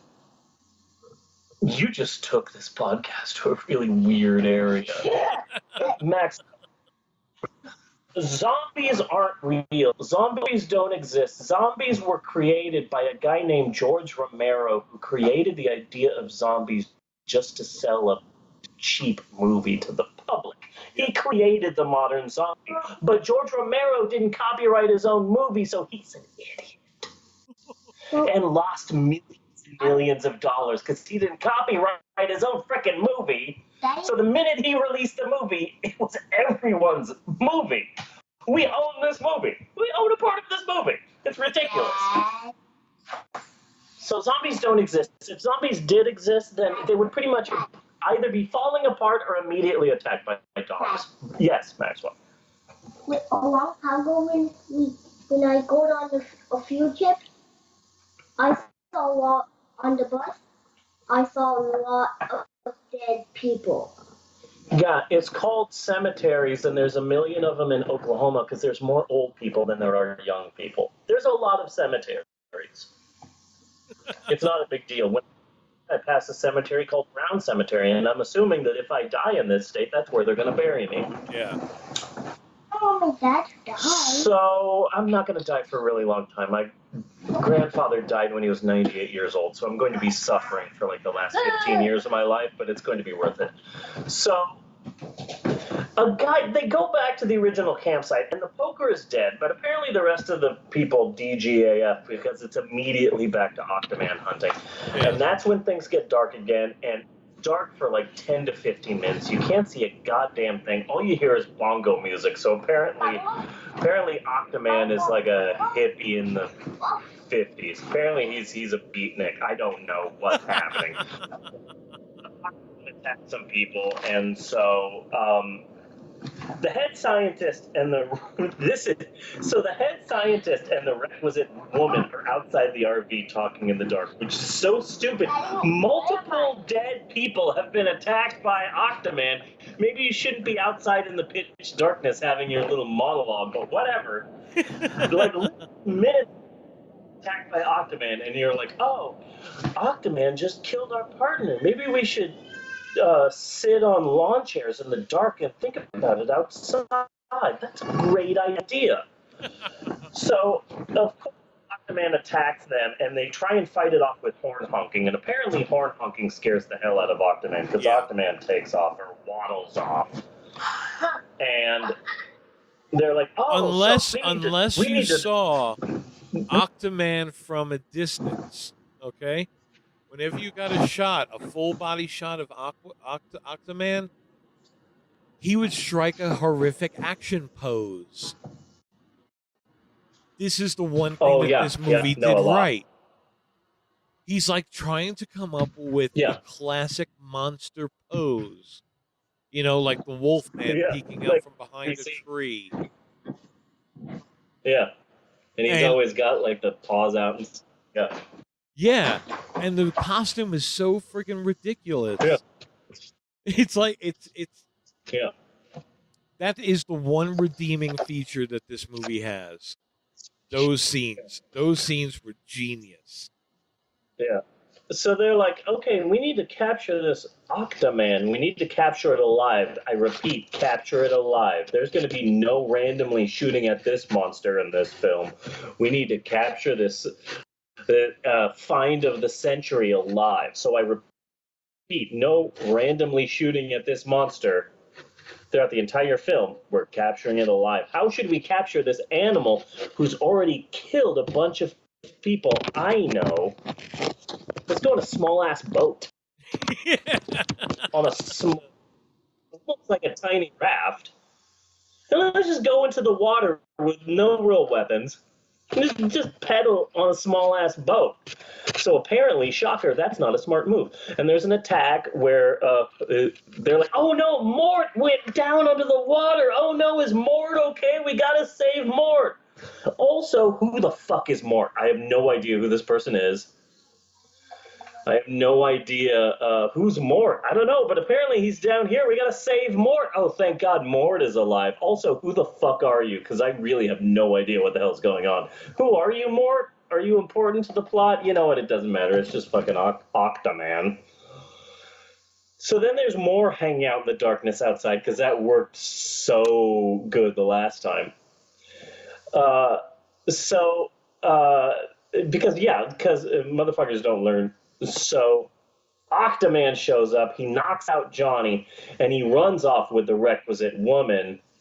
But dark, blurry people show up to stop Octaman from taking the requisite woman into the water by shining a flashlight in his face. They shine flashlights in his face, and Octaman freaks out, and they say, hey, it looks like he doesn't like direct light. Looks like light hurts him. Yeah, we can stop him with this light. Hey, didn't he just kill someone? Like, who does? In sunlight? Didn't he just kill someone at noon? If we're out in the dark woods and you start shining a flashlight at me, I get pissed off. Yeah, they're like, oh, he must hate the light. He was just in the fucking sunlight. He was just in the sunlight. Yeah. No, he doesn't hate the light. He hates douchebags. Yeah, it's like you're waiting outside of a movie theater in the middle of the day and someone comes out of the movie theater and the sunlight hurts their eyes and they go, oh my God, these people, they must hate the sunlight. This is the kind of thing that the older brother from any kid show does. Okay? This is what the kid did, the older brother did in the Wonder Years. Yeah. This is the kind of shit that the older brother did in Malcolm in the Middle. It's Yeah. a douchebag move. So they surround Octaman in a ring of fire, and that's a good idea because Octaman hates Johnny Cash. Yes. And eventually Octaman passes out because, hey, that's just how much Octaman hates Johnny Cash. So they put him in a net, and then it's daytime for about 20 seconds, and then it's fucking night again because everything happens at night.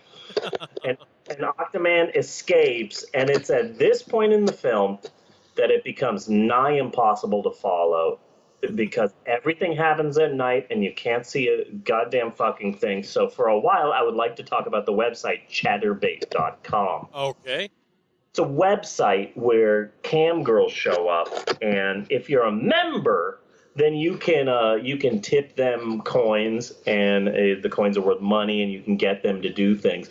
But it's real easy to just be a troll because all of these cams are, for the most part, entirely free. So you can just see a cam girl, and they have categories. You can click BBW or big ass or big tits. I can say this because the kids are out of the room. So if you're watching Octaman and it gets really boring, just chatterbait.com.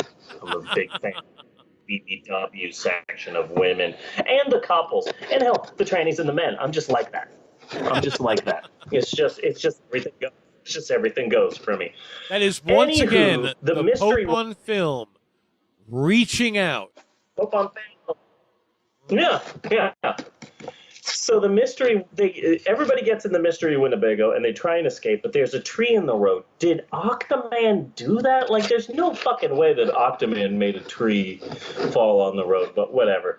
So they're trapped, and that's when the stereotype finds a cave, and they're like, oh no, we shouldn't get in that cave. That'll be certain death. Oh, but wait, we still have 20 minutes left of this film. Yeah, I guess we'll explore the cave because the film needs to be longer.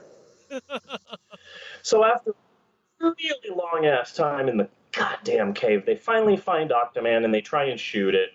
And is Johnny dead? I'm not sure if Johnny is alive or dead in this scene because he did repeatedly say he wants Octaman alive, and apparently now we're just shooting the shit out of Octaman. Yeah. So somehow they get out. I don't know how. The film gets really hard to follow, and this synopsis alone was basically impossible for me to do. To find out this much about the plot of Octaman was fucking a miracle on my end. So they go to the mystery Winnebago. They get out of the cave that they were trapped in, and they go to the mystery Winnebago. And I'm not exactly sure how this happens because Octaman doesn't have opposable thumbs, but boom, Octaman is hiding in the Winnebago. It jumps out. Not sure how that happens because it's pretty much physically impossible. But anywho, Octaman knocks out everybody and takes the girl. But then everyone magically regains consciousness. Maybe he got some help from some of his other woodland friends. You know? Yeah, maybe. That's a good possibility. Yeah. You know what? Squirrel Girl. That is a good possibility. Or a swamp thing. Like a Mexican swamp thing. Yeah, swamp hombre came and saved it. So everyone is knocked out. Octaman takes the girl, but thankfully everyone magically regained consciousness from their concussions and goes to save the girl, and they just shoot the shit out of the world's greatest scientific find. And then allow it to stumble back into the water. What the fuck? It'll probably heal in there. It probably gets its strength from the water like the goddamn Submariner. Yes. Now, the most scariest part of this movie was by far the unexpected Korean horror trailer at the end of this specific edition of the film. Because apparently this film was uploaded from an old VHS tape from Korea. So the scariest part of the film wasn't Octaman jumping out of a Winnebago, but the creepy-ass trailer for The Ring Part 9 Yeah. at the end of this film. Was not expecting that. But anyway, that's the end of the film, and as almost always, the way we like to end this podcast is by talking about the moral, because we feel here at the Pope on Film that every film has a moral, and I think that the moral of this film is clear. Proper fucking lighting. I don't care Yes. if you think you can film outside, get yourself some goddamn lights. I don't care if it's Phoenix, Arizona on a hot 115-degree August day. Get yourself some goddamn lights, people. Yes. And it doesn't make a difference. Goddamn. It doesn't make a difference how cool your Monster Vogue is if you're in a stupid rubber suit. Yeah. Again, with the proper lighting, everyone had learned their lesson from Hal Pete Warren. But apparently they didn't. So now I have to say, Harry Essex. Remember Harry Essex. When you're making your film, boys and girls, proper fucking lighting. If you're going to make a movie, you have to be able to see what's happening. Get some freaking lights. Anyway, the end. That has been the Pope on Film. That has been freaking Octaman. It's a horrible movie, but I'd rather watch this film than watch the goddamn news right now. Just one quick thing before we wind up ending the show, which may be a regular thing, I don't know, but at least this week, the Roku Movie of the Week. Ooh, okay. So we have our own private Roku channel, and the movie of the week is a strange little 1970s made-for-TV movie called All the Kind Strangers. Wait, what was that title? You cut off there. All the Kind Strangers. Okay. It has got to be the best B-level cast of a movie. I mean, you know, you got the people that are like almost breaking into the A's, you know, like Meow Meow Beams, you know? Yeah. It stars Stacy Keach. Oh, God. Okay, already. This is pretty good. Samantha Agar. Ooh. John Savage. And here's the kicker. Robbie Benson. Nice. Gotta love Robbie Benson in a made-for-TV movie. God, he lives and dies for made-for-TV movies, that man. Yes. Yes. That's pretty gold. So I recommend it. It's a weird movie somewhere between Spider Baby and Children of the Corn. Oh God, that's a weird. And Robbie Benson. That makes sense. But I think it's a drama. And Robbie Benson does a song. He doesn't actually sing in the movie, but it's him singing the background song. Robbie Benson, yes. Robbie Benson sings the theme song for this movie. Nice. In the style of John Denver. And if you don't have a Roku, if you don't have a Roku, all the movies right now are streaming directly from archive.org. No. They have to watch it on the Roku. Okay. Yeah, I'm saying. Okay. They've got to watch it on the Roku. Gotcha. Okay. I think this has been a damn good episode. And Supernatural starts in 7 minutes, so it's fucking perfect timing. This has been a good episode. It has. Agreed. So until next week, I am Bunny Williams. And I am Reverend Steve saying thanks for listening. And for Jeannie and Bella and Maxwell and a million special guests, I'd just like to say thanks for listening, and we'll see you next week, you godless heathens. Do do do do do do do do do. Do, do, do, do, do, do, do, do, do, do, do. Cut and print.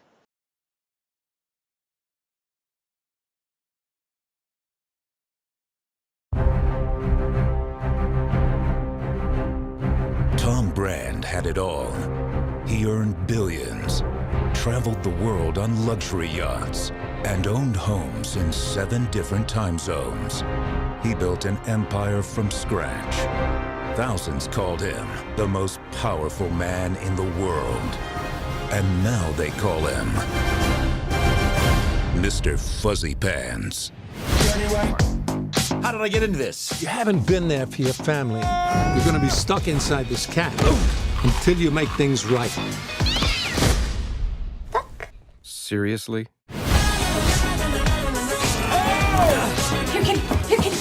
But I hate cats. That's what makes this so perfect. It's the dirty work. You're the best gift I ever got. Just drown me. Dirty work.